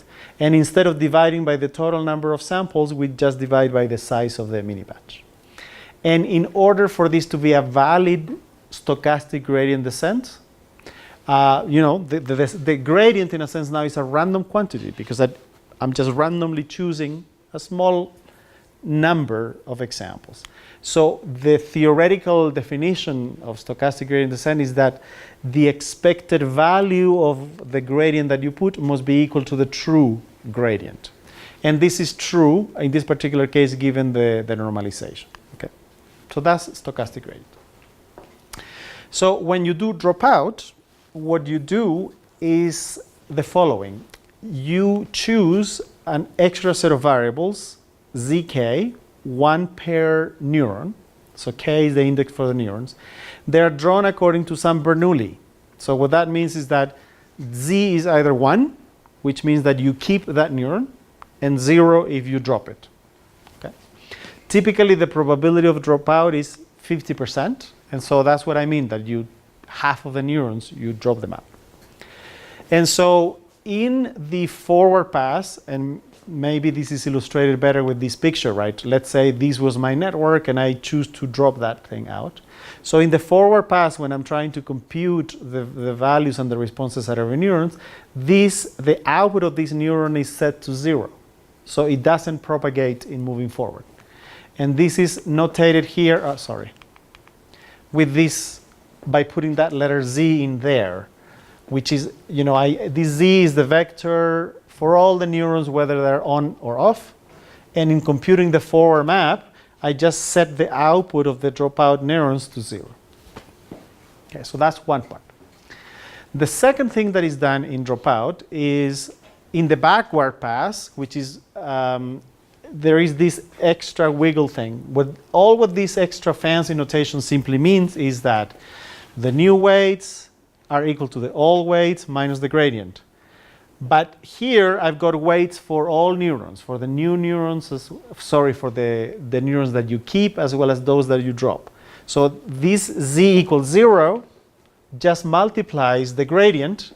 If the gradient is a very, very long vector, some entries of it will be multiplied by 0, meaning that you don't update those weights. Okay, and so that's what this second piece of the z is. So is it clear then?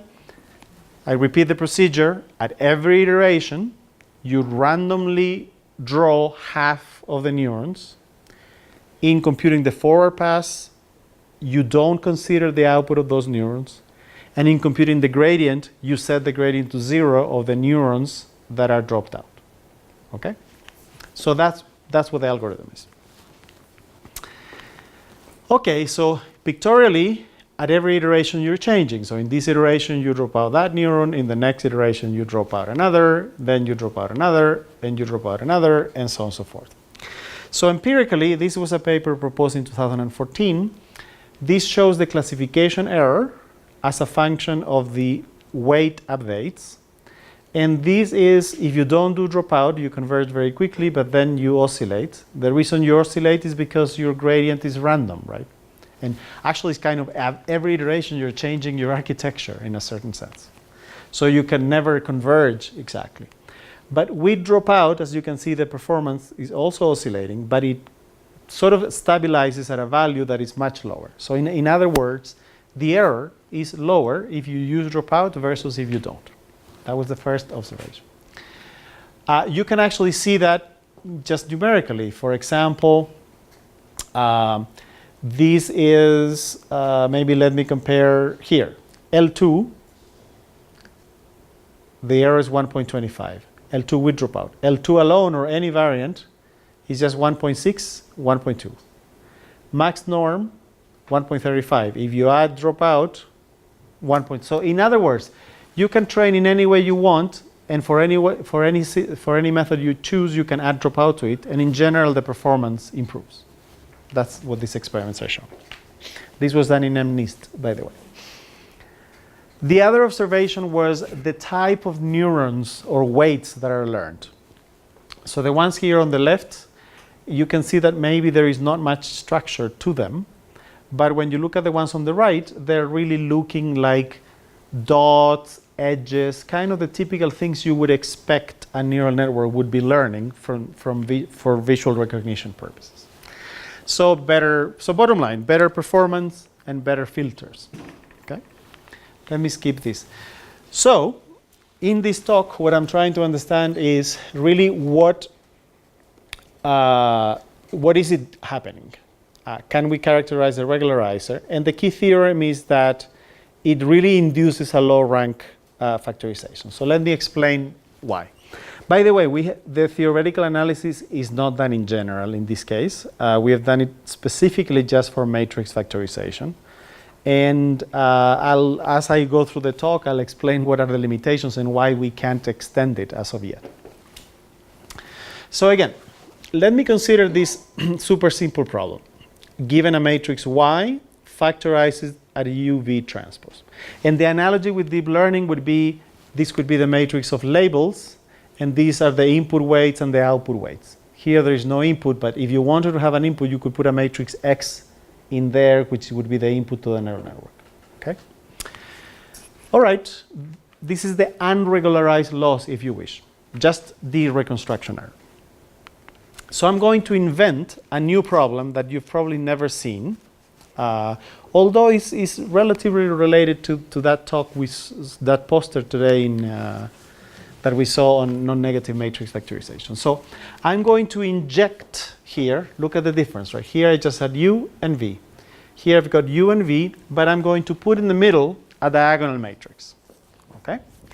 And that diagonal matrix, it's going to be random, and it's going to have ones or zeros. Because we all know that the product of U and V, UV transpose, can always be written as the sum of UI VI transpose. Right? When I put the diagonal, I'm putting these coefficients in there. So really, all what I'm doing is a product of two matrices, but I'm scaling the columns by either 1 or 0. So in other words, it's matrix factorization where I'm dropping out columns of the factorization. All right? So that's all. So I hope that that part is clear. So I'm now going to minimize the error between the given matrix minus this random factorization with random selection of columns, if you wish. The other weird thing I'm going to do is that I'm going to divide by theta.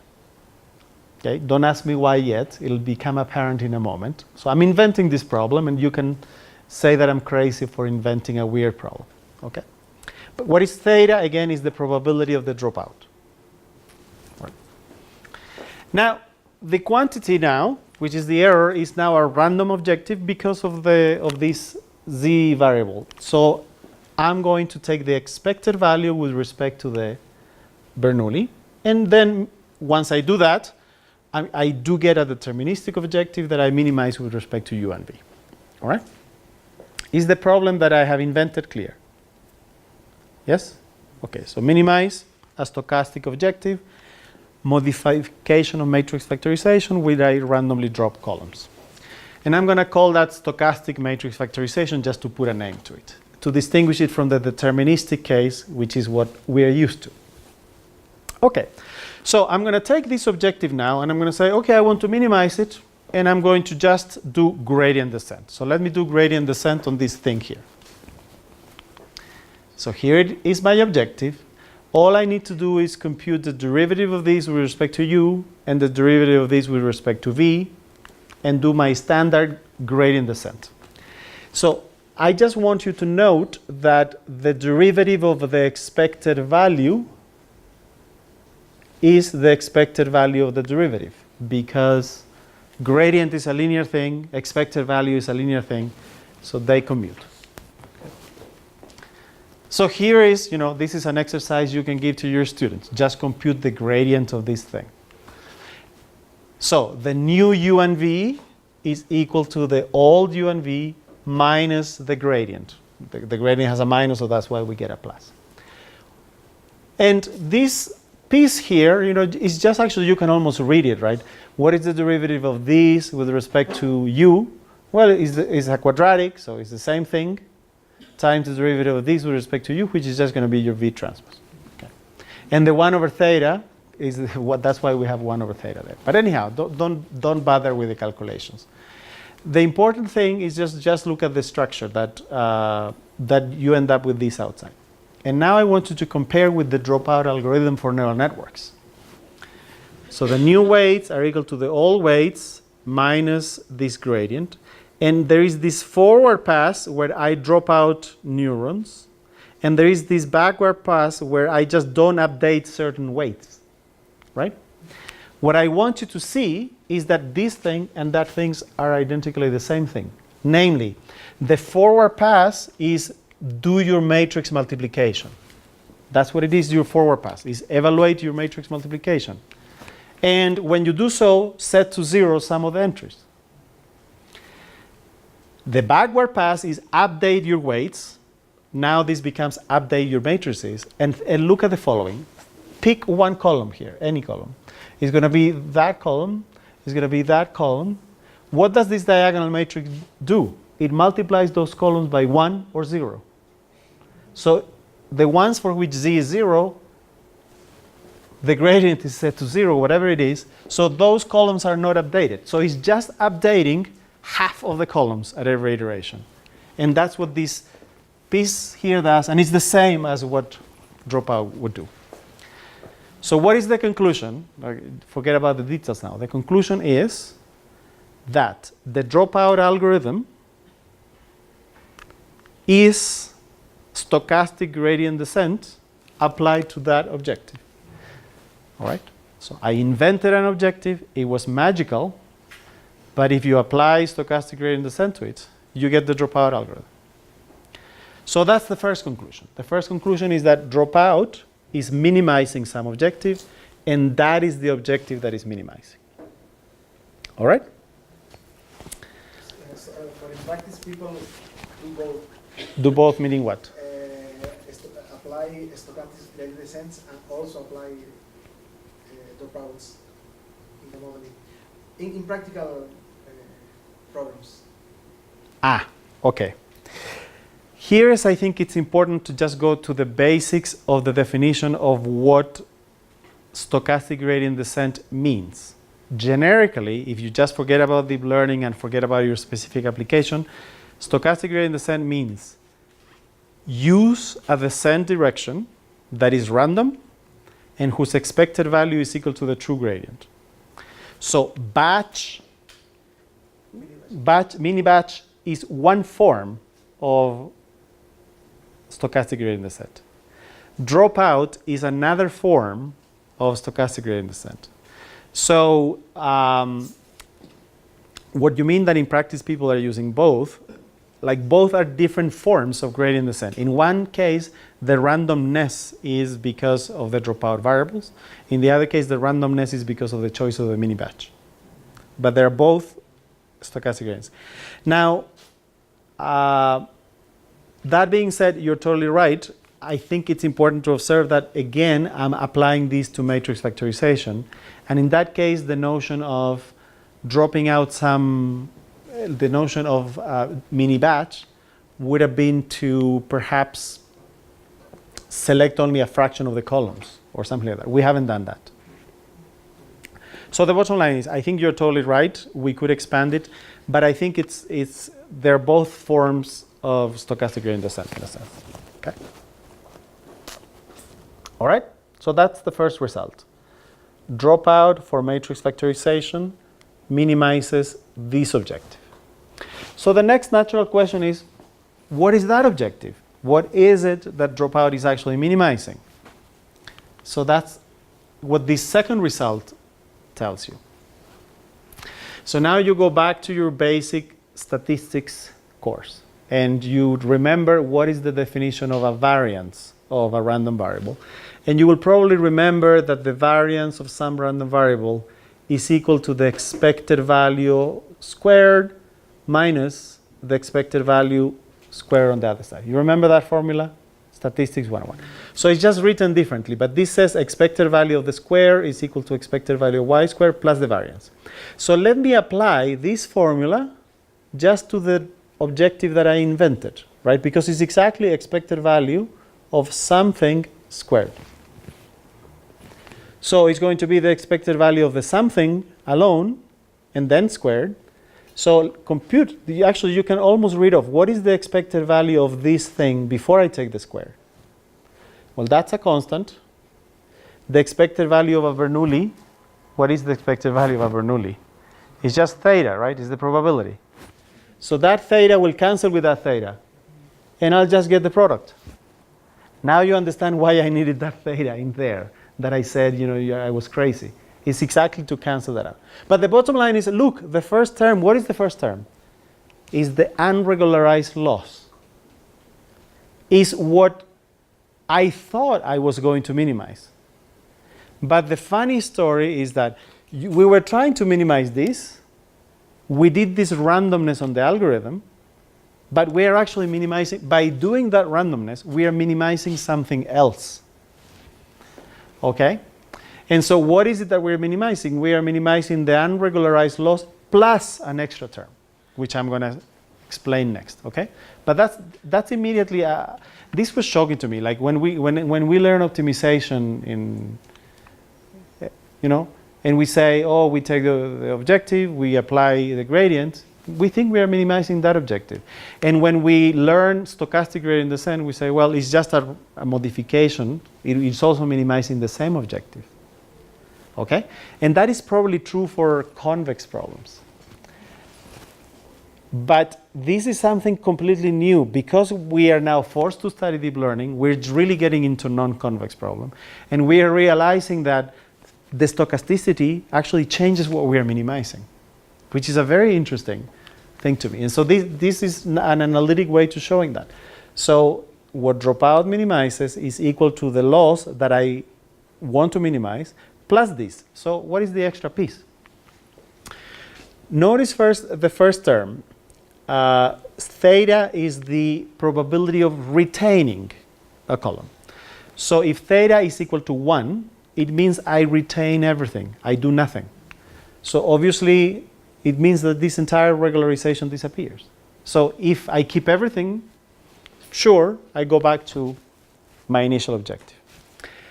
But conversely, if theta goes to 0, meaning that I am dropping almost everything, then the regularizer plays a big role because this regularization weight is going to infinity. Okay? So the next thing is, what is the regularizer? Is the sum from 1 to the number of columns of the norm of the ith column of u squared, norm of the ith column of v squared. So if you did not come in the morning, this should be a completely new thing. But if you came this morning, you're like, I think I've seen this before. It really is like a sum of products of weights, again, right? The only thing that is different from before is that there is this squared in there. And so this is what we saw in the morning, that the nuclear norm, which is a convex version of the rank, okay, is the minimum of the sum of the product of the weights. And now I've got the sum of the product of the weights squared. So that's the only modification. Okay? Is that clear? So once we got there, I almost wanted to open a bottle of champagne. I was like, all right, we've got it. Well, but there is the square. So it must be the same thing, but squared. Right? That's what we thought. And so, unfortunately, I told you in the morning, right, that you needed the degrees to match, right? I spent some time saying, if the number of layers of the network is 2, you have to use a regularizer of degree 2. If the number of layers is 100, you must use 100. The problem here is, this is 2 layers. There is u and v, so that's degree 2. But because I'm squaring it now, it's degree 4. So all of the theory of the morning doesn't apply anymore. It fails. So we needed a specialized analysis for this particular case to figure out what was going on and what fails. And indeed, it fails. Here is how it fails. So you might wonder why having degrees that are unequal is problematic. So here I'm going to show you one case why it's problematic. So pick your regularizer. The goal of the regularizer is to prevent the model from growing infinitely big, right? It's trying to penalize choosing very big networks. In this particular case of matrix factorization, it's trying to prevent that you choose infinitely many columns. So let's look at it. It has the square. So what I'm going to do is evaluate that regularizer. in the following form. I'm going to take a matrix, I'm going to double the size by just copying it. So I had a matrix with R columns. Now I have a matrix with 2 R columns. It's UU. For whatever reason, I'm going to scale it. I'm going to do the same for V. And so I'm asking the question, what is the regularizer for a matrix that is twice as big? And look at what happened. The regularizer is actually half.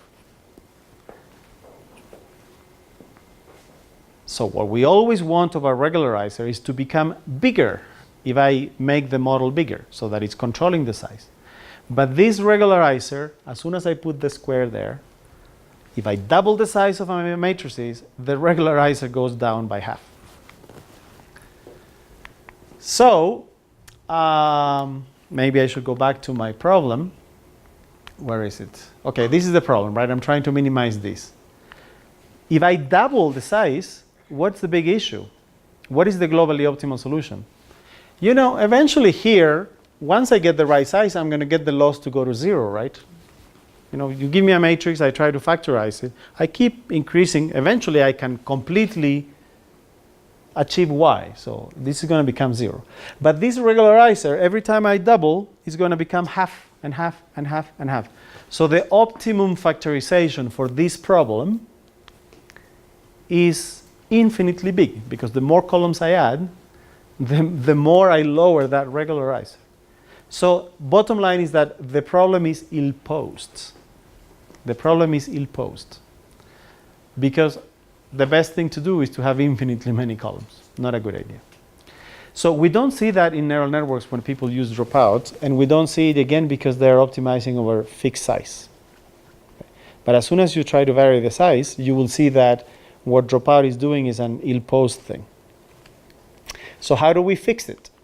So the way we fix it is that we remember that I've got the regularizer, but also I've got the dropout rate in front. Okay, so this piece might be going down by a half. And so the way to fix it was, is there a way that I can double this? Because if this double and this goes by half, at least I'm not always going down, right? I want my regularizer ideally to go up. So that's what we did. We came up with a way of choosing the dropout in an adaptive way. Namely, if I have a matrix with 1 column, my rate might be 20%. If I have a matrix with 2 columns, my dropout rate maybe is 30%, and so on and so forth. So specifically, we choose a theta 1 for size 1, a theta r for size r, and the effect on lambda is that it grows linearly with r. In other words, I repeat, what we're going to do is that the bigger the matrix, the more we drop out. Okay? And once we do that, this pathological case disappears. So if I now double the size, but multiply by the new lambda for the new size, is the same as the original case. Okay? So now I'm preventing the pathological case by modifying the dropout rate. And if I do that, now that dream that I'm going to get the nuclear norm square is true. So there is this theorem here saying that the minimum of the regularizer with the square, but also with the variable dropout rate, that is exactly the nuclear norm squared. Okay? But it was not achievable trivially. You needed to modify this dropout rate. Is the only way to get it right. And now we can have again the result of global optimality. At a high level, without reading the equation, it really says that dropout finds the global minimum. But more specifically is if you have a global minimum of whatever the dropout algorithm is minimizing. If you find the global minimum, then that is a global minimum of this convex problem, which is a low rank matrix approximation problem. So in other words, the dropout algorithm is going to find a global optimum for this convex problem. That's what it is.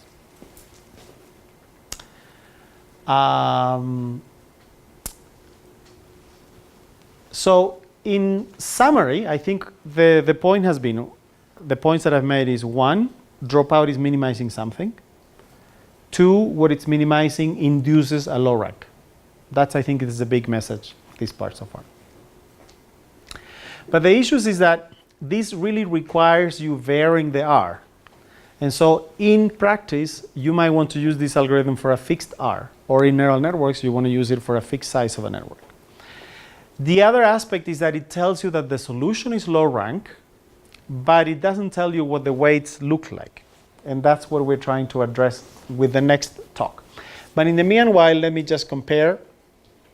So this is a comparison between the deterministic and the stochastic dropout. We're trying to factorize a matrix that is 100 by 100, and the size here is 160. So the deterministic solution is the red, and because it's a convex problem, I can find the global optimum. Okay.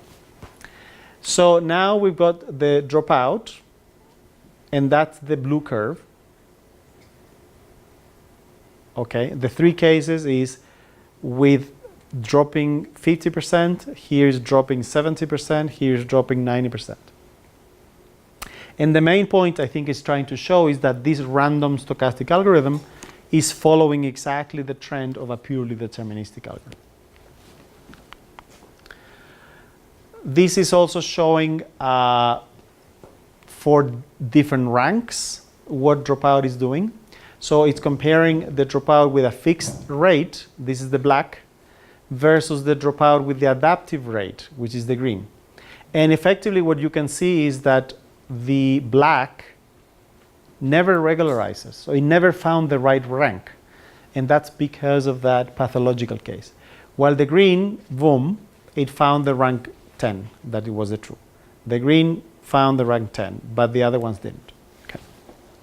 So again, if you want to use dropout for matrix factorization, you need to use an adaptive rate if you want to find the optimal rank as well. Okay, so again, the message is dropout is a stochastic gradient descent. Dropout induces explicit regularization.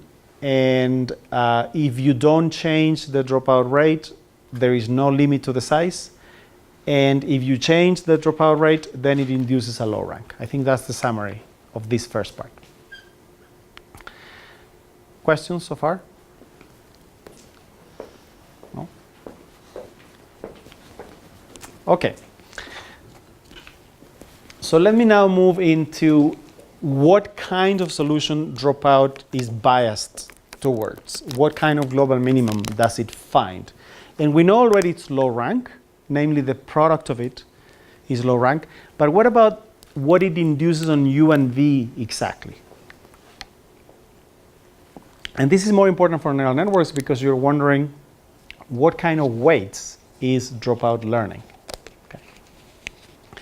And so again, this is the objective that dropout minimizes.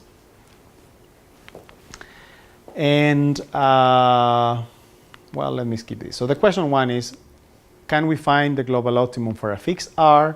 And the question 2 is, what kinds of solutions are found? So I'm going to introduce this definition. As I said, many of the papers about dropout, they say it finds weights that are balanced. But if you actually read all of those papers, there is never a definition of what it means to be balanced. So I'm going to introduce this definition. This is the ith neuron. This is going to be all of the input weights for the ith neuron. This is the ith neuron, all of the output weights for the ith neuron. So you take the norm, you take the norm, you take the product. The definition of balance or equalized is that the product of the weights of a single neuron is the same for all neurons. So all neurons are equally important. And the measure of importance is the product of their weights, the product of the norms of their weights. Okay? So here is a very surprising linear algebraic result. If you got any two matrices, U and V, you give me U and V, there is another pair, U prime, V prime, such that they give the same product, but the new matrix is equalized. Okay. All right. This is kind of weird. This, just give me any two matrices, right? Their columns of U and V, their norms could be arbitrary. But you can actually rotate them. So this is what's in here. I can take U, rotate it. I can take V and rotate it. And once I rotate them by a particular rotation, they're going to be equalized. All right? And the algorithm is linear algebraic. So it's just you compute gram matrices, SVDs, diagonalization, things of that kind. So with linear algebra, you can find that rotation that makes any pairs of matrices equalized. So that's the first theorem, that the global optimum, the optimal U and the optimal V are equalized. And that was kind of what was always suggested in the dropout literature without a definition of what it meant and without a proof of anything. But for matrix factorization, we can prove that this is the case. And the proof is primarily the fact that the loss is rotationally invariant. So with that extra rotation, I'm not going to change this first term in any way. But the regularizer is minimized when the columns are equalized. And that's what is in here. And that's a little bit sort of the proof of the theorem. And in fact, the way the proof is done is really by defining this vector. The vector is just the product for the first neuron, the product for the second neuron, the product for the rth neuron. Then the regularizer, as you can see, is nothing but the norm of this vector squared, because this, sum of the squares of this gives exactly that. All right? This is a fancy, stupid thing I'm introducing. It's 1 over r. This is the vector 1, so the norm of that is r. So this is just 1. Okay. But then I can use Cauchy-Schwarz to say that this thing on the left is bigger than or equal to the sum of these squared. Okay? And this is where you see the rotational invariance, because if I put r there and I put r there, this doesn't change. And it's minimized when I... So the bottom line is that this quantity is minimum when all things are equal, right? Okay, the next theorem says that the global optimum are low rank. So if U star, V star is a global minimum, if and only if it is equalized, and their product is the shrinkage thresholding of the matrix tau. Remember, if Y is a matrix, if you shrink the singular values of it, it will become low rank. So that's why it says that the global optima are low rank. And as a consequence, I think this is even the most interesting thing perhaps. You can find the global optimum that Dropout finds in closed form. How? Here is the algorithm. Because you know that the global optimum must satisfy these, give me the labels, shrinkage thresholding, find any factorization of the results. So find any U and V whose product is equal to the shrinkage thresholding of Y. Then equalize it, so rotate them, and then you have the global minimum, because the theorem says that the global minimum is equalized and low rank. So you first find the low rank part, then you rotate them, and then you get the equalized solution. Okay, let me just illustrate this with some pictures. This is a simple linear network, the simplest possible thing you could do. 1 input, 1 output, and 2 hidden neurons, so that I can plot, because the optimization problem is over 2 variables. So in this particular case, there is no dropout whatsoever for the loss, and notice that the global minimum is a circle here. So there is infinitely many solutions, and they're all equally good. And this is the error surface.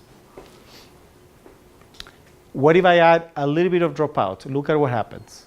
Boom. Instead of having a circle of global minimum, there are only 4 now, the 4 corners. And those 4 corners in this particular case is like almost like 1, 1, 1 minus 1. You know the 4 possibilities of plus 1 and those are all, the product of those is equal, right? 1 times 1 is 1. 1 times minus 1 in absolute value is also 1. So it's the 4 possibilities whose product is the same. So now these 4 solutions are all equalized. That's what it means to be equalized, that the products are the same. Okay, it's not plus 1 minus 1. Look, this had a bigger radius. Now they're shrinking a little bit. If I now increase the dropout rate, they shrink and become even sharper, a little bit more. And that is because, going back to the global optimum, this is a shrinkage thresholding, and that tau depends on the lambda. So the more I drop out, the bigger the tau, the more I shrink the singular values. So this picture is showing exactly the effect. The more I drop out, the more the solution shrinks, the lower rank, but they're always equalized. That's what the picture shows. This is now just numerical experiments. So the red is the closed form solution. As I said, for matrix factorization, you can find the global optimum that dropout should find in closed form. So that is the objective value. This is for 2 different dropout rates. Okay. The blue curve is just follow the iterations of the dropout algorithm. As it proceeds, it goes down, and it found the global minimum. That's what this plot is showing. This is another case it found. And because in this particular case we know what the global optimum looks like, we can verify, we can compare. This last plot, and this is the last slide for the theory part, is just showing this balanced question, that the weights are, the product of the weights are approximately equal across the neurons. So the y-axis is a measure of how balanced they are. If it is 0, it means that they're perfectly balanced. The x-axis is just the iterations of dropout. And the main point is that this is going down. And this is logarithmic scale. So here we're already at 10 to the minus 5. And again, this is for 2 different dropout rates, but in both cases, they're going down. So all of the weights of all neurons are becoming balanced. So in summary, the big analysis of dropout shows that it's not a random algorithm, but it's a stochastic gradient descent. It's a specific form of regularization that is low rank. And moreover, you can find the global minimum in closed form. But if you prefer to use dropout, you can still use it and it finds the global minimum. That's the basic conclusion. Right? Any questions? No? Nope.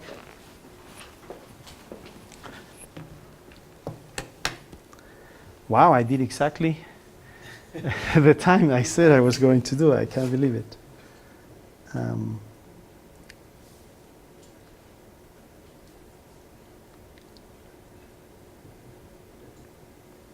Okay. So I'm going to present now a bunch of applications.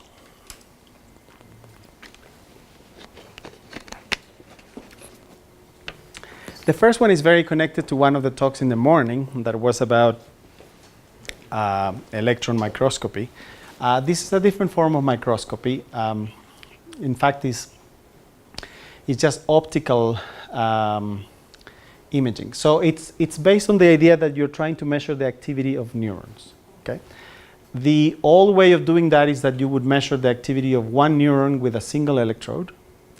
The next wave of methods was based on functional MRI that was based on measuring the activity of the whole brain, but then you didn't have a very high resolution for any individual neuron.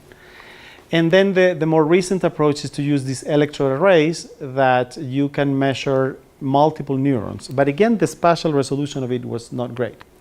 So this imaging technique, which is a technique based on fluorescent microscopy, is able to measure the activity of many neurons at the same time. And the idea is that the neurons flash when they're electrically active. So here you can see the white, the bright spots. So in this particular case, all of the neurons are fixed, and every time there is a something happen like a stimulus, you see that they become brighter as all of their activity is happening. So this is a zoomed in region, and you can see that there is one neuron here, right? That's one. And there must be another one there, and eventually there is a propagation that happens there. So what neuroscientists want to do is to understand what's going on. A prerequisite is, oh, what happened? Sorry.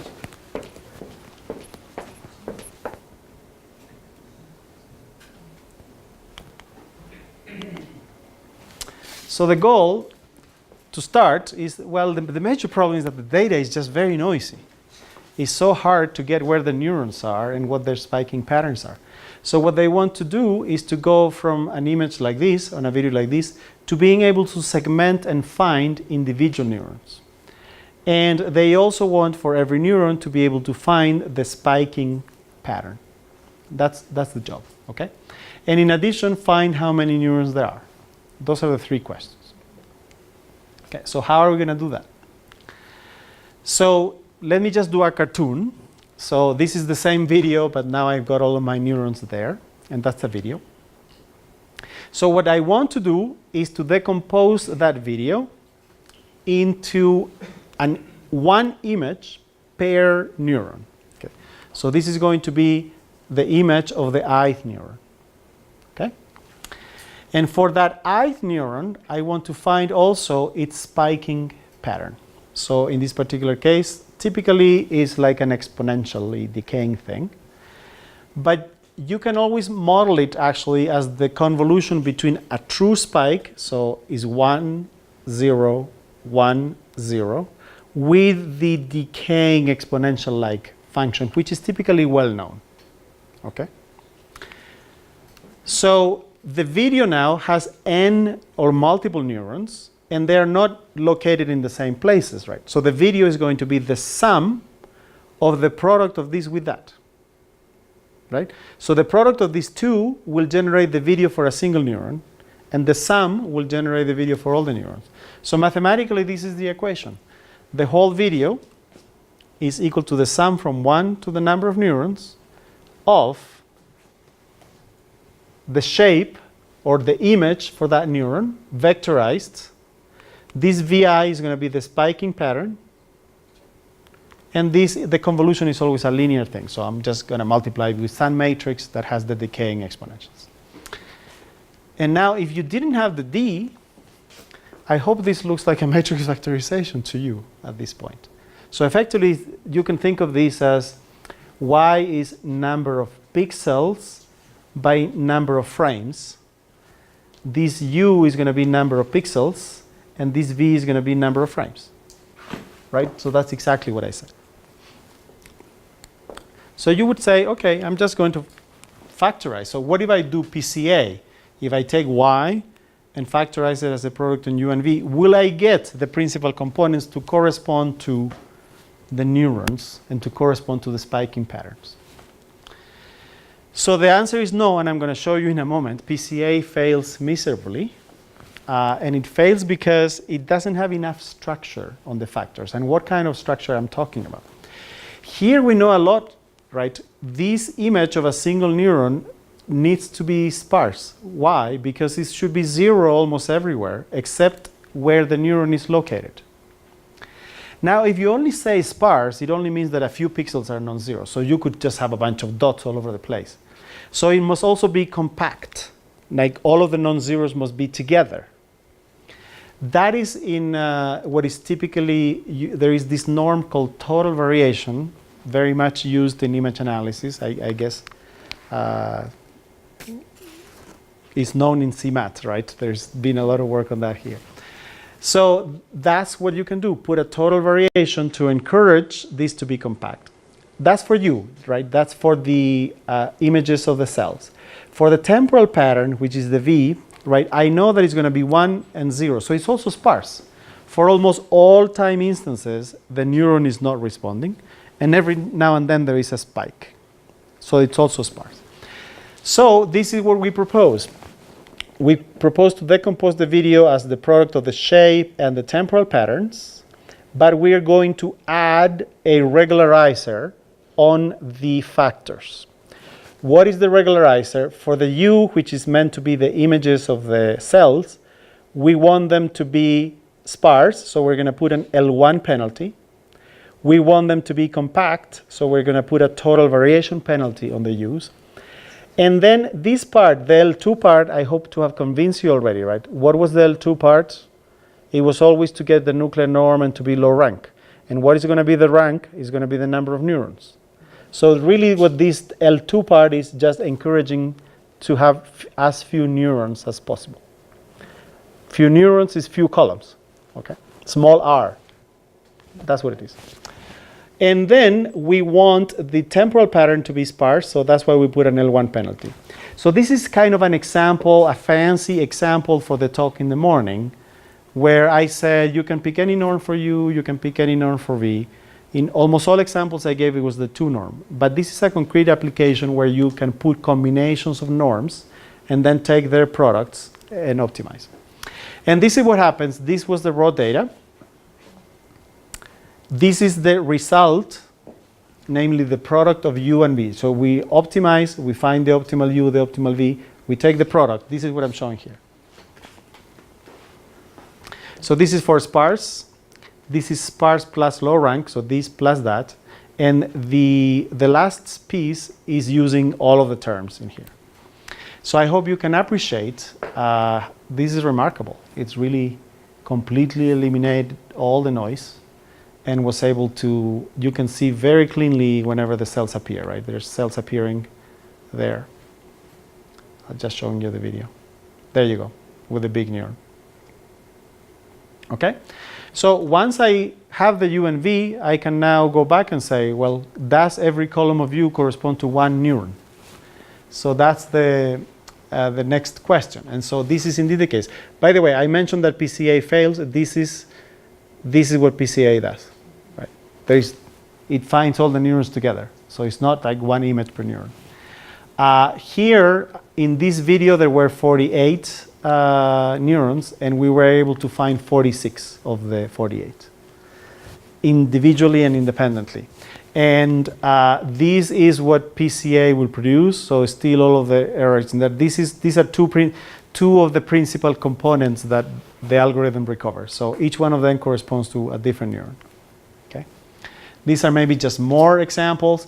This would be manual segmentation of the frames. This is what the algorithm is producing. So this is the sparse plus low rank. This is the sparse plus low rank plus total variation. So this is 1 neuron, right? That's the neural process corresponding to the same neuron, and that's another neuron. Okay. Just to give you 1, 2, or 3 examples out of the 46 that the algorithm finds. So in other words, this is just doing a rank 46 factorization. And because of the priors you put, every column corresponds to a different neuron. Okay. All right. So let me switch to another example now. Are there any questions about this before I switch to something completely different? No?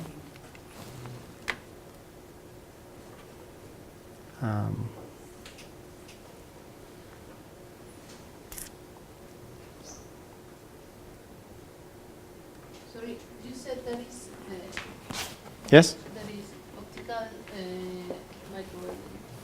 microscopy. Optical microscopy with calcium markers. So it's calcium imaging. And those neurons are from rats? From rats, that's right. Yes. Okay. Okay, I'm going to switch now from applications in neuroscience to applications in computer vision. So here we're considering task in computer vision that is more connected to 3D vision, as opposed to just classifying what's in the image. What we want to do is to estimate the 6D pose from a single image. Obviously, that problem is very ill-posed. Traditional computer vision from the 80s and 90s would do this from multiple pictures. One example you might be familiar with is Google Street, right? You've gone to Google Street, and in fact, when you click on a map, you can see, you can interpolate between multiple views. And that's because it was done from many, many pictures, all of the pictures that Google took as it was driving. So here is really given a single image, just immediately produce the 3D orientation and translation of the object relative to the camera. Now, 2D detection, which is finding where the object is, has gone through remarkable progress. At this point, we all know how to do CNNs and mask RCNNs and fast RCNNs and all of the variants. So I'm going to assume, in fact, that we're going to leverage that. I have a good detection algorithm, so I have a bounding box, right, for the object. And therefore, instead of estimating 6 degrees of freedom, which would be rotation is 3, and then translation is another 3. But translation in 3D space is equivalent to translation in the image and the scale. So kind of the object detector is giving me the bounding box, so it's giving me the location and the scale. So therefore, we're going to reduce to the problem of estimating just the rotation in 3D. Okay? So this is exactly the task. I'm given an image and the bounding box around the object, and we just want to predict the 3D orientation. I think I already mentioned that is heavily ill-posed. And so what we want to do is to learn or to train a neural network that will make that prediction, and to leverage training examples in order to resolve the fact that it's not well-posed. We're going to leverage also maybe 3D data and 3D models, because for 3D data and 3D models, what you can use them to render images, and therefore for those you actually know what the pose is. So the question is what network architecture to use, what representation for rotations, and should we change the losses we use because we're dealing with rotations or not. The other aspect is the data augmentation strategy. By and large, neural networks need a lot of training examples. When you look at the images, when it's a classification task, there is this idea of jittering. Namely, you take the image and you just do a little bit of, right? You generate extra images out of the images you already have, because no matter how you move a little bit, it should be the same class.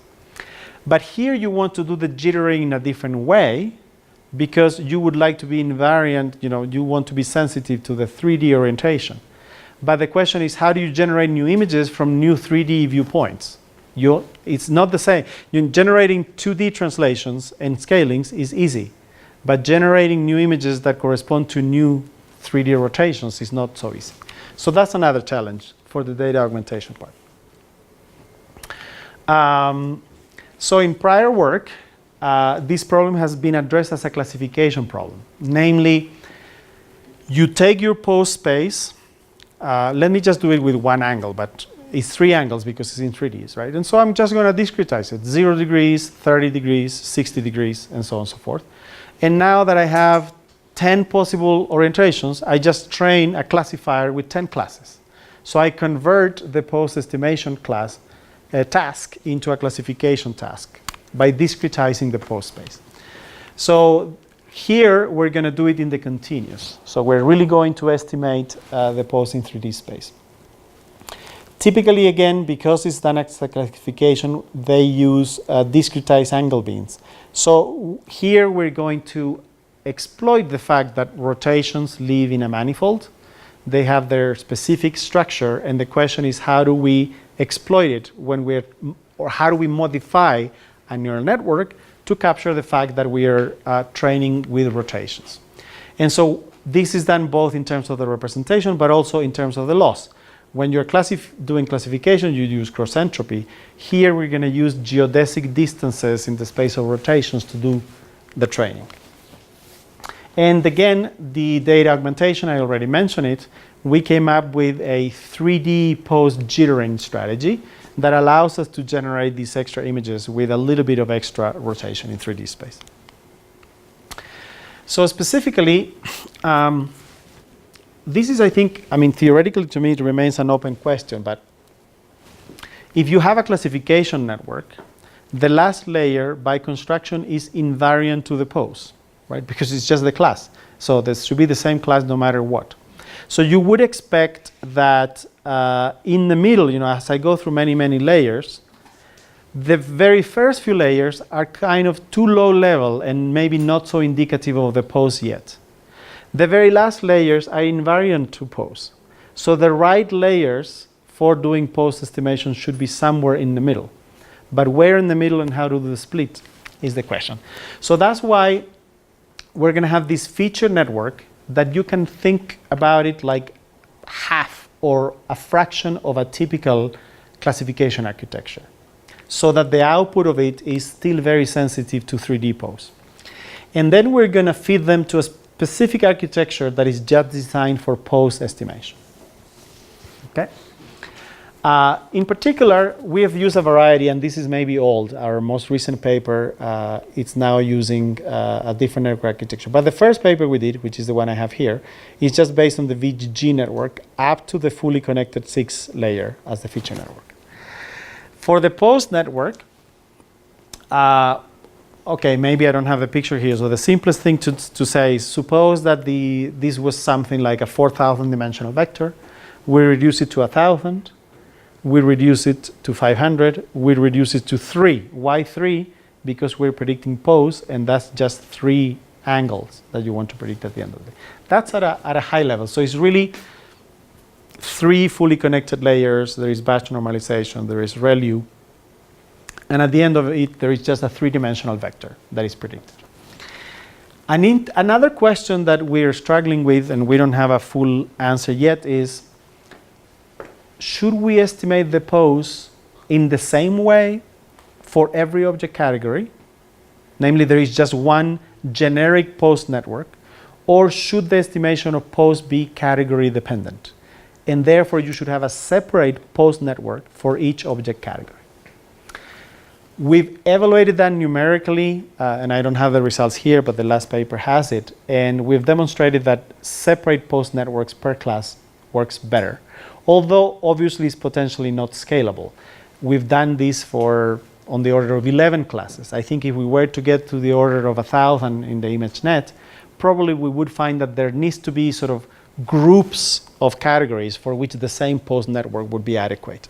Okay? But insofar, for the 11 categories that appear in the Pascal 3D dataset, one pose network per class is better. And that's why there is the object category used as an input here as well. Okay, so what is the loss function and the representation? So every rotation has the property that is orthogonal and has the determinant 1. Every rotation can be represented in terms of the axis of rotation and the amount of rotation. So that's exactly what V is, the axis of rotation, and theta is the amount of rotation about that axis in 3D space. And this is the matrix exponential map that goes from axis and angle to the actual 3x3 matrix, which is the rotation.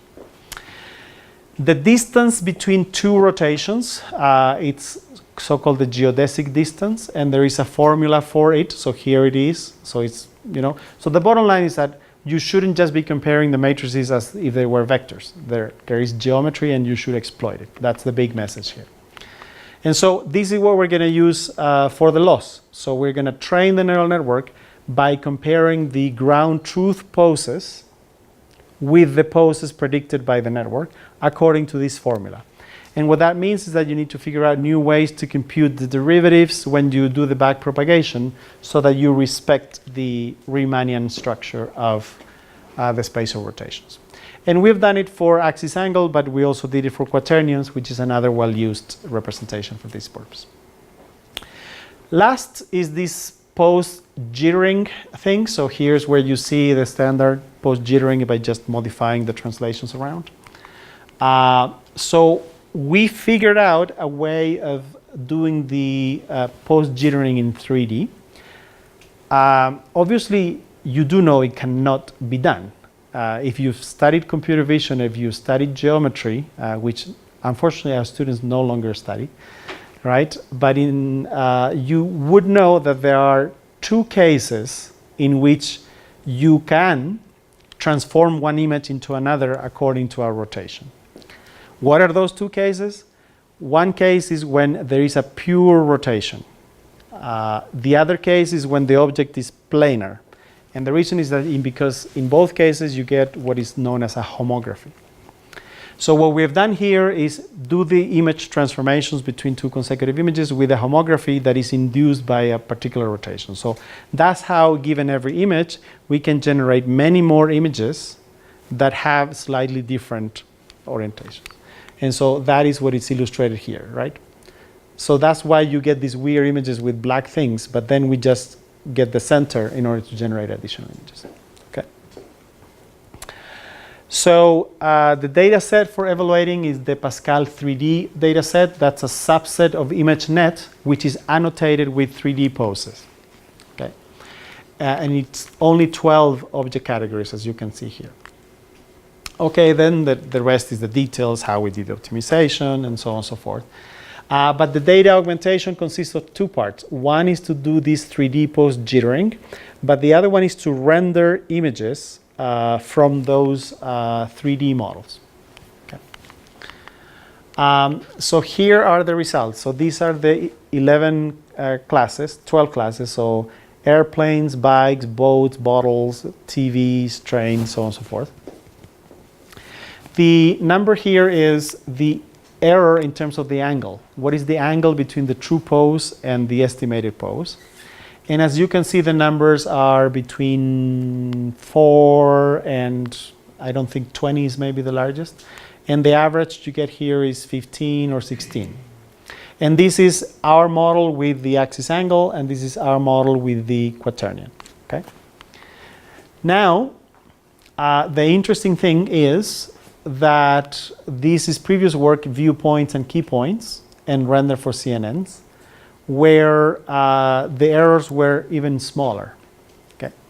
So we finished this work and we were kind of quite frustrated because we were trying to criticize this idea of just doing pose classification, and we were trying to advocate that pose regression ought to be better and that incorporating the right geometry should be better.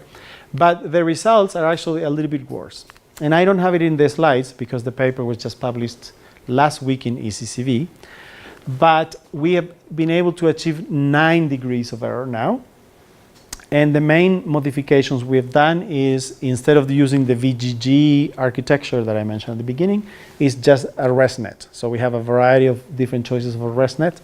And with that, we can finally get to the 9 degrees, showing that there is improvement. So in summary, this is work that is trying to look at estimating 3D pose from images. And the key contributions are the use of the adequate representation for rotations with an adequate loss and with ways of doing this 3D pose jittering. Am I done or still have time? Huh? 16. 5? 15? 15. 15, okay. So I'll present a third application then, which is the activity recognition one.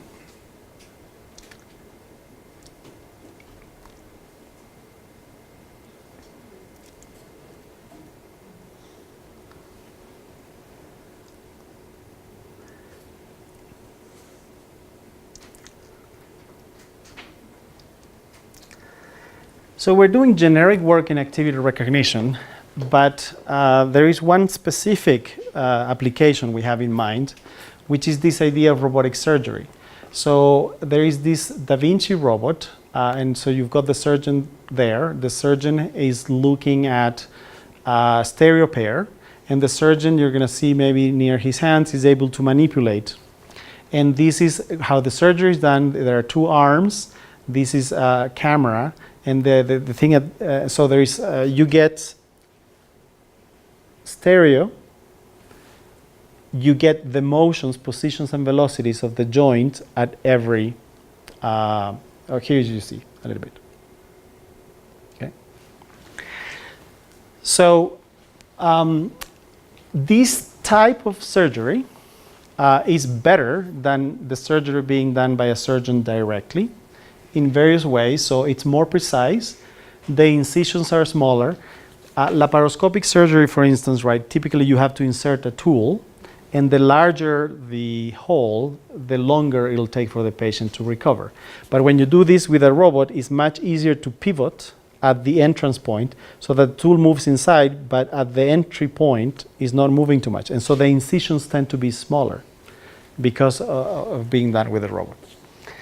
And so that's all the advantages. But the issue is that learning how to do surgery with a robot, it takes longer. You need more training in order to achieve it.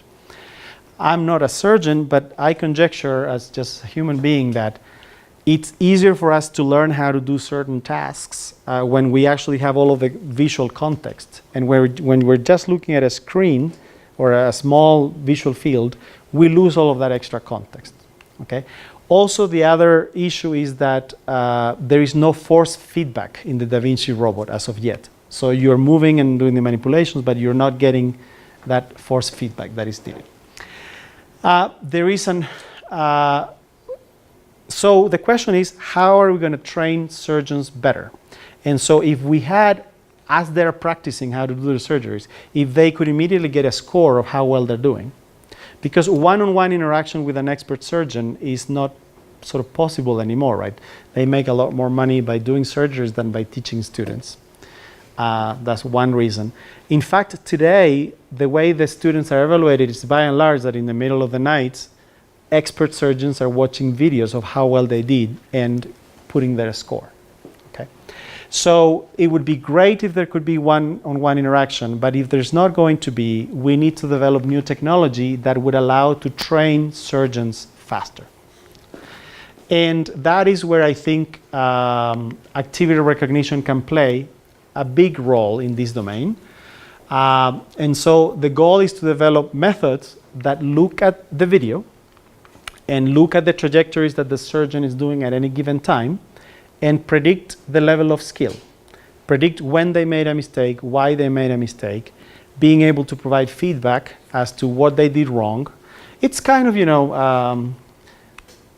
you're from Cuba, so you must dance salsa, right?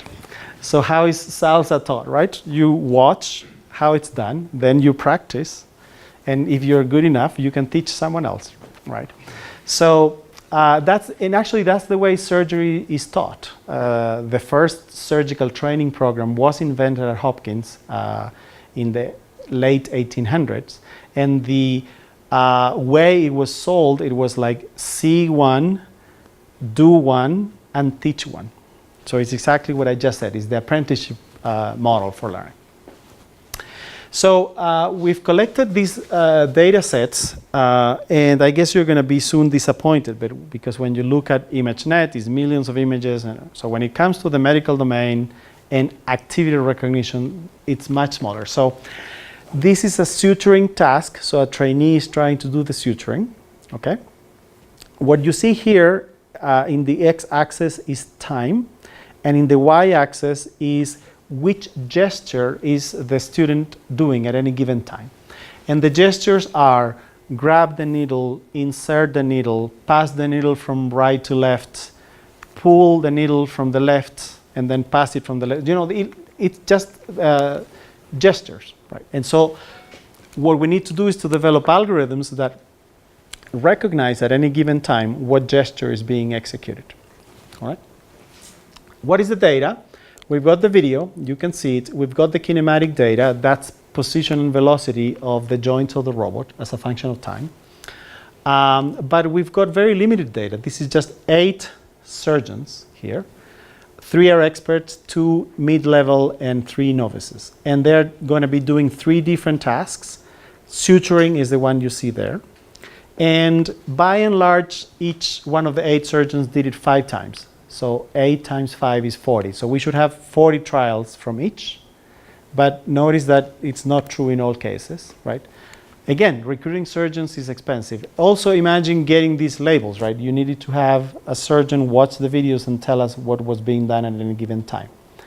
It's not the same as putting these videos on Amazon Turk and paying 1 cent per annotation, right?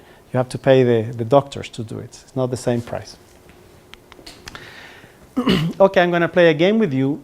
So the idea here is 2 videos. They're 2 experts, and by and large, they're doing this suturing activity. So I guess you can see that they're both experts, right? So now in the next slide, I want you to recognize who is an expert and who is a novice.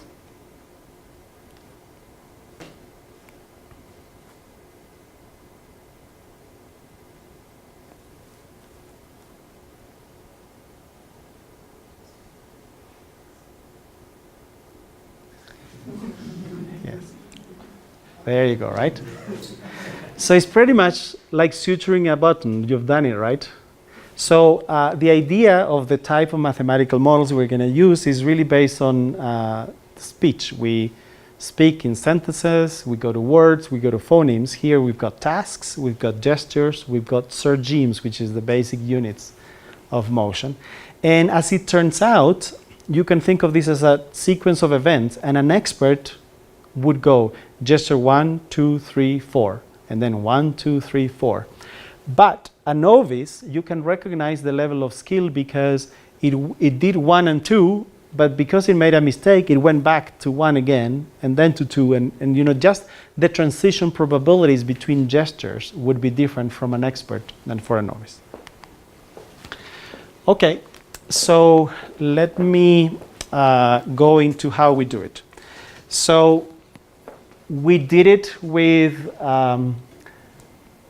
dynamical systems, we've done it with bag of spatiotemporal systems, we've done it with a variety of HMMs, and we've done it with a variety of conditional random fields.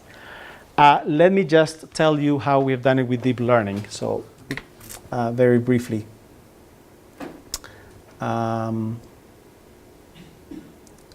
Here. And I hope you will appreciate that even though we did this for surgery, this is actually quite general for just activity segmentation. So another example is videos of cooking. So you're preparing a salad and you just go through, you know, grab the tomato, cut the tomato, put the tomato inside the bowl, add the salt. It's the same idea of a sequence of activities that are occurring in time.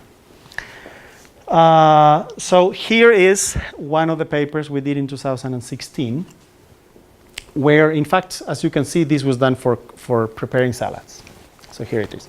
So what we're going to do is that we're going to take every frame of the video, and we're going to pass it through some convolutional neural network in order to extract a feature at any given time. So that's just reducing the video into a feature vector. Now we're going to have a sequence of feature vectors. Imagine each one of them being 4,000 dimensional, if you wish. And those are going to go inside some sort of temporal model. It could be a recurrent neural network, or it could be, in fact, convolutional temporal filters, which is what we actually do. But then on top of that, we are putting these conditional random fields or segmental models, the reason being that we want to capture the grammar of transitioning from one activity to the next, and we cannot do that frame by frame. We really need to look at segment by segment. One segment is grab the needle, the next segment is insert the needle, and I want to capture that transition probability. And so that's why there is a high-level temporal model put on top of these convolutional CNNs and recurrent neural networks. So the spatial model is incredibly simple. It's a simplified version of VGG, in fact. And so it's just 3 layers, and it takes that image to a vector, as I mentioned before. What is very interesting, though, is that when you look at the filters, and here blue is one filter, red is another filter, green is another filter that are learned, they tend to capture what objects are in the scene. And this is because this is fine-grained activities for which there is a strong connection between the activity being executed and the object with which that activity is executed. And so naturally, and even though we don't have any supervision about the objects, the labels here is just at every frame what action is being executed. The spatial filters automatically learn what the objects are. Like this is a ball filter. This might be the hand filter, if you wish. This is what we do now in time. So this would be the response. So x-axis is time. Y-axis is the 4,000 feature vector, if you wish, that the output of the CNN from every frame of the video.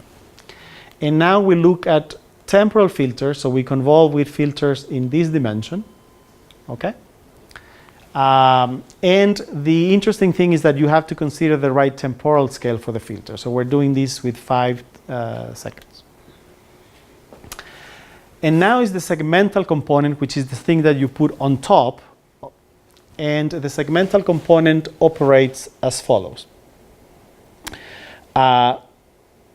We assume that we have the beginning of a segment. So when an activity begins, this is where the activity ends, and this is the label for that activity. And now we take all of the features that come from the temporal convolutional filters within that range, and this is going to be the classifier that says for this should be the right class. And now we consider these pairwise transitions from one segment to another segment. So this is transitioning between grabbing the needle to inserting the needle. What is the probability? Right. Those are, by the way, these are all parameters, okay?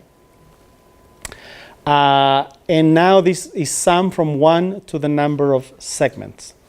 So once I've trained all of my neural networks, what is the inference procedure? It's really a semantic segmentation task, but in time. Because for every frame, I need to predict what is the label for that frame in terms of what activity is being executed. And that's exactly this C variable, except that it's C for the segment. Okay, and so the inference is now very complicated because you are not predicting directly for every frame, but ideally for every segment. The other thing is that you don't know how many segments, so you also have to optimize over that. So we came up with a very efficient way to do this that is akin to the well-known Viterbi algorithm. The Viterbi algorithm has a quadratic complexity on the number of classes and linear on the number of frames and on the dimension of the features. The key reduction is that we were able to reduce it to being linear on the number of segments. And the key insight to do this Viterbi super efficiently is to really control the number of segments.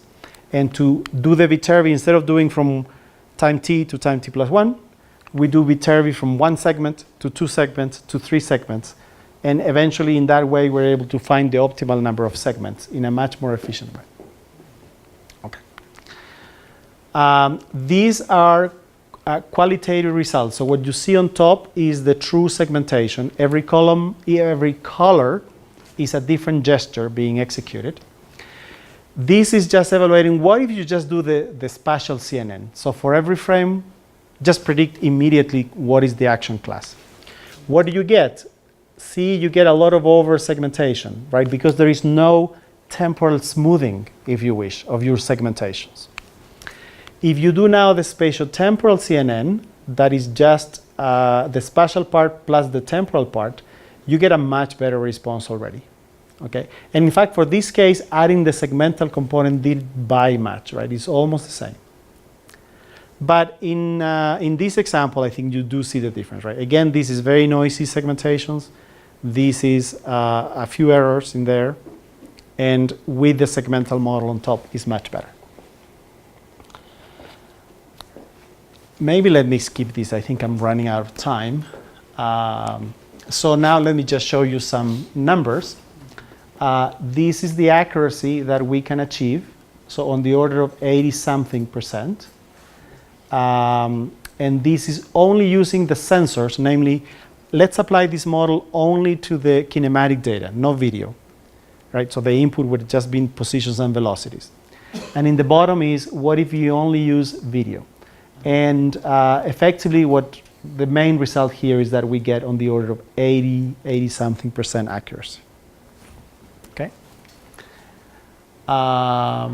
And that's it. So in summary, I think for this application, the important message is that computer vision and machine learning technology have an important potential to help the training of surgeons, providing quantitative assessment and improving surgical education, and that you need to take fairly complex activity recognition technology that puts together spatial CNNs with temporal CNNs and conditional random fields to be able to do that.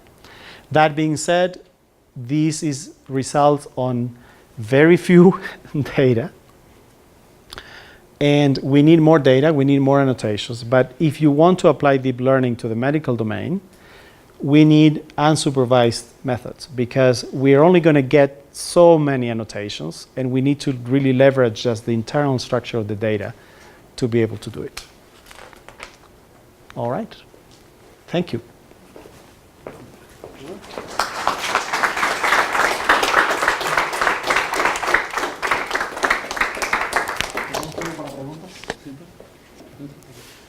In the one would wonder what's best in this. I mean, we did this with traditional way in trying to segment, for instance, feature the hand and anything that I think you mentioned that we try this program with more traditional methods instead of modern. What's the difference in performance? What's the advantage of using this comparison with traditional methods? Because here I suppose you don't have that many images, you don't have those huge training images that you need to train. So it's hard to give a definite answer because the training and testing set is so small that it's not fully useful for making a huge assessment of the difference. But by and large, this is what I do. The traditional methods were able to give us good accuracy at the frame level. And when you compare traditional methods with deep methods, there is not a dramatic difference really in performance. Like it's maybe 79% versus 82%. Okay, so it's not so dramatic. The question is whether accuracy in the frame by frame is the right metric. Right? And so I didn't mention it too explicitly, but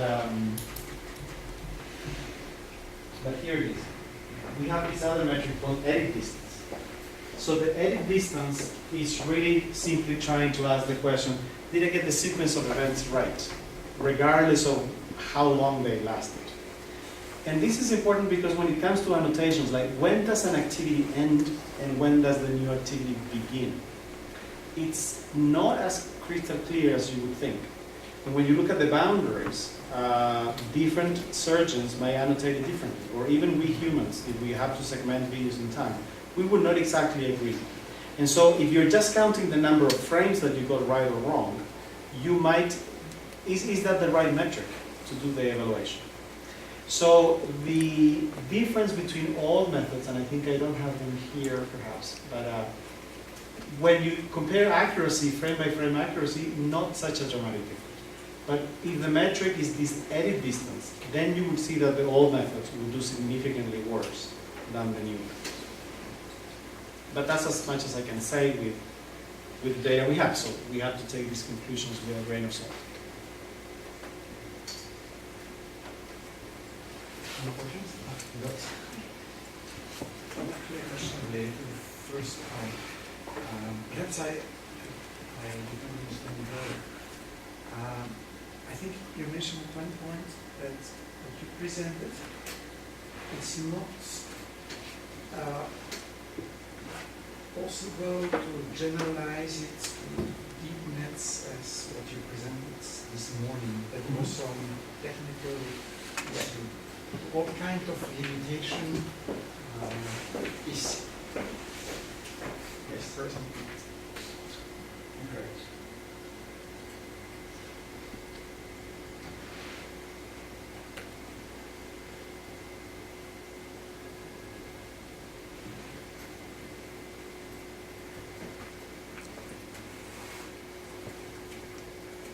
Okay, here it is.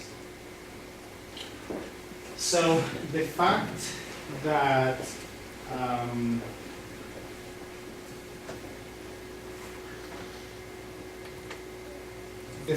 that we can use this equation, this is very specific to the fact that I've got a square loss in there.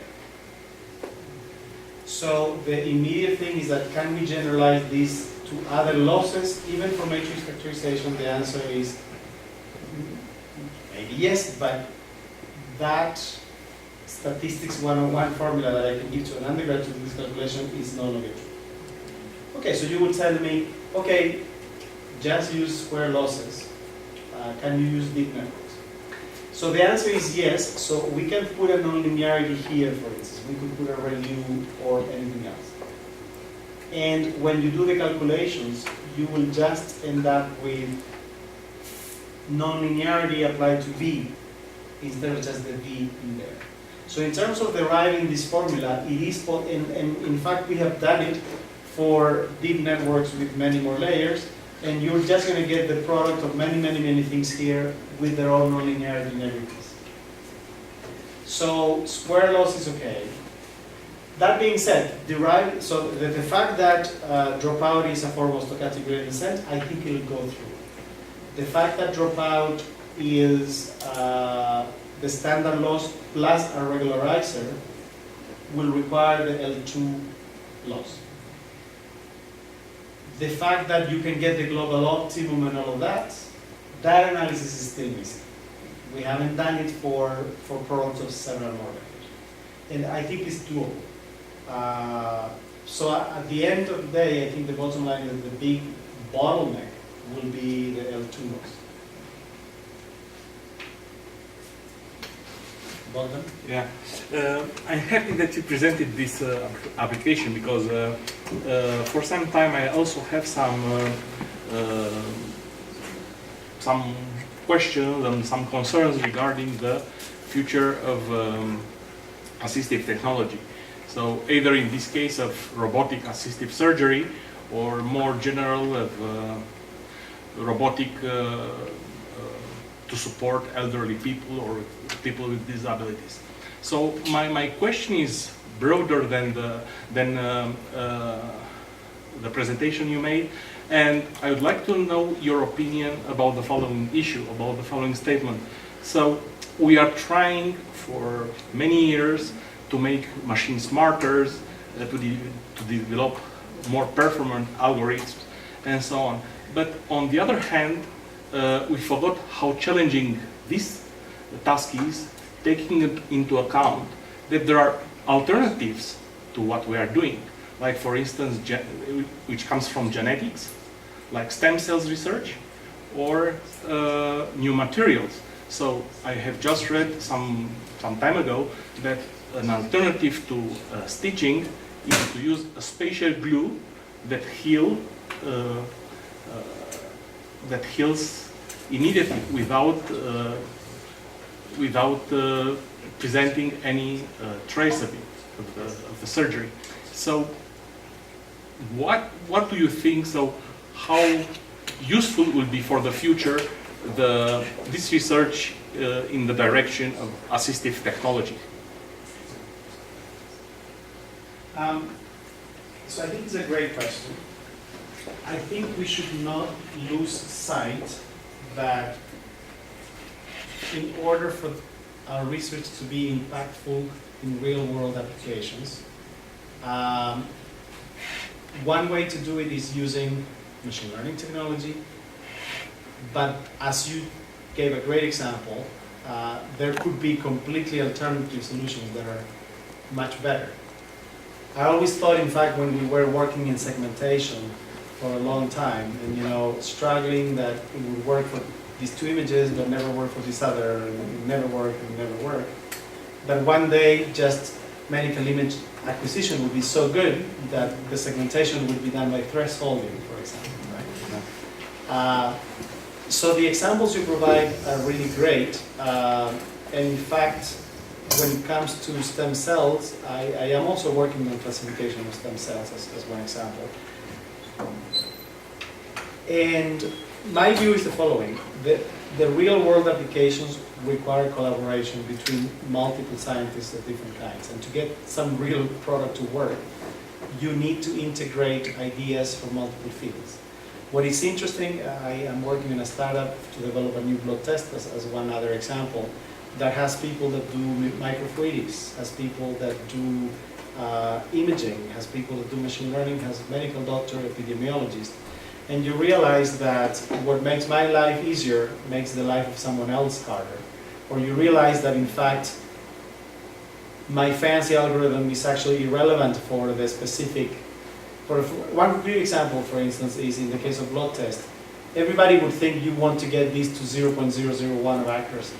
And then you talk to medical doctors and they say, there is no medical decision that is made that requires that level of accuracy. But to sell the product, you need it to be so accurate. Right? Otherwise, you will lose to your competitors. So when it comes to this idea of assistive technologies, the work that we've done here would have not been possible without, on the one hand, the collaboration of surgeons to tell us their domain expertise. What is the kind of data? What are the kinds of things they pay attention in order to train the surgeons? What feedback would be adequate? And things like that. So I think the way I see it is, one, impactful work needs collaboration across multiple disciplines. And two, for research that will need vision and learning technology, there needs to be a constant insight from the domain experts and use their specific models for what we do. I think this would be particularly the case for medicine, where we are just never going to get the amount of labeling and annotation that we can get for computer vision.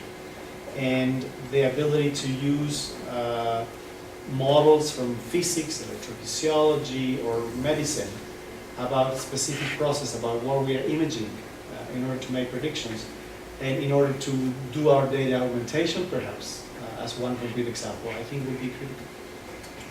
Okay, thank you. I have two questions. First, I did not get how you use your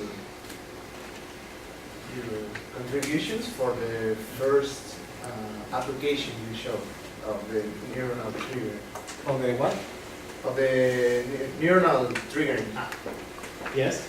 How you apply.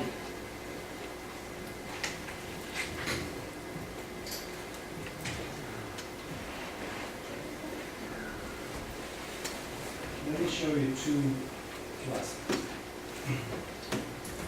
So first, in this application, the optimization, basically, we have a real problem, which was to estimate the cells and the spiking activities.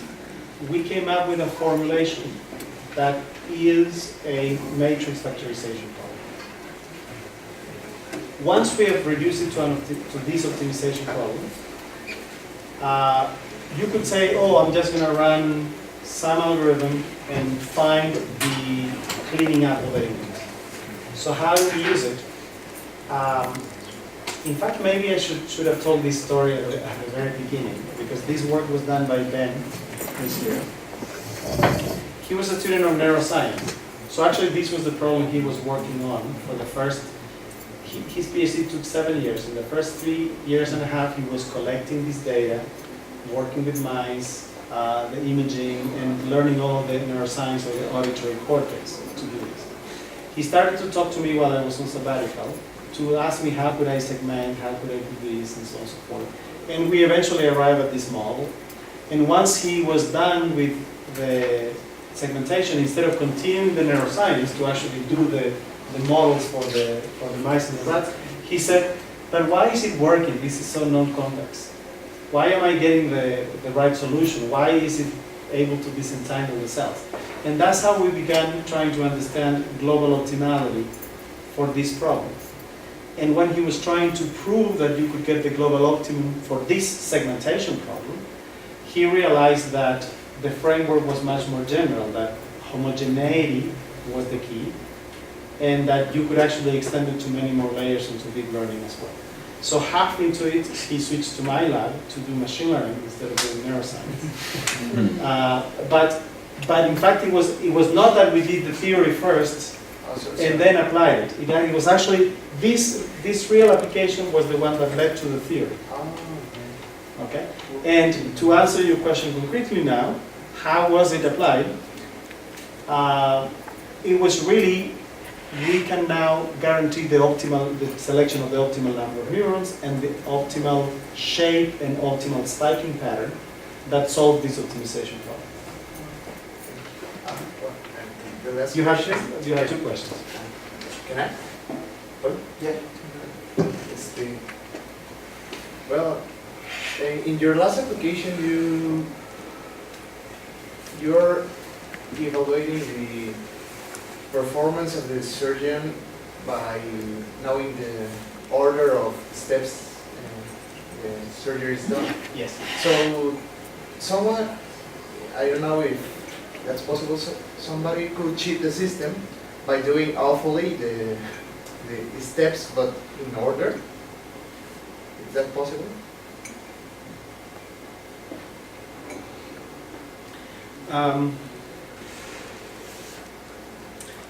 Let me show you maybe one slide to make a distinction between how it's actually done versus how it could show.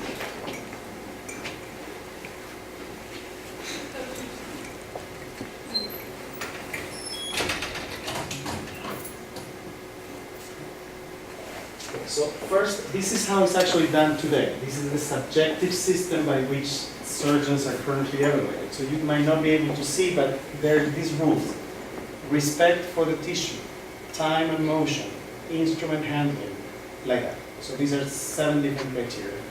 For each criteria, respect for the tissue is like, you get a 1, which is the worst grade, if you frequently use unnecessary force on tissue or cause damage by inappropriate use of instruments.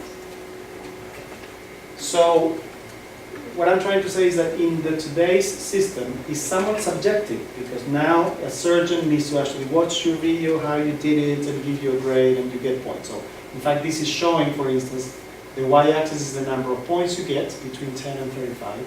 The x-axis is you try the first time, you try the second time, you try the third time, and see the students are getting better. So now you're asking me for the automatic system. The automatic system is really making the prediction. How to explain this? The papers we did on skill level evaluation were really maybe based more on HMMs. And the way they were done really is that there was one HMM trained for experts, one HMM trained for novices, one HMM trained, and now given a new example to be classified, you would feed it through each one of the 3 HMMs, and you will assign it to the HMM that gives you the highest likelihood. Okay, so given that, I'm trying to understand, could I cheat the system by just doing things in the right order? I think that the order part had a lot more to do with just the ability to predict the right sequence of things.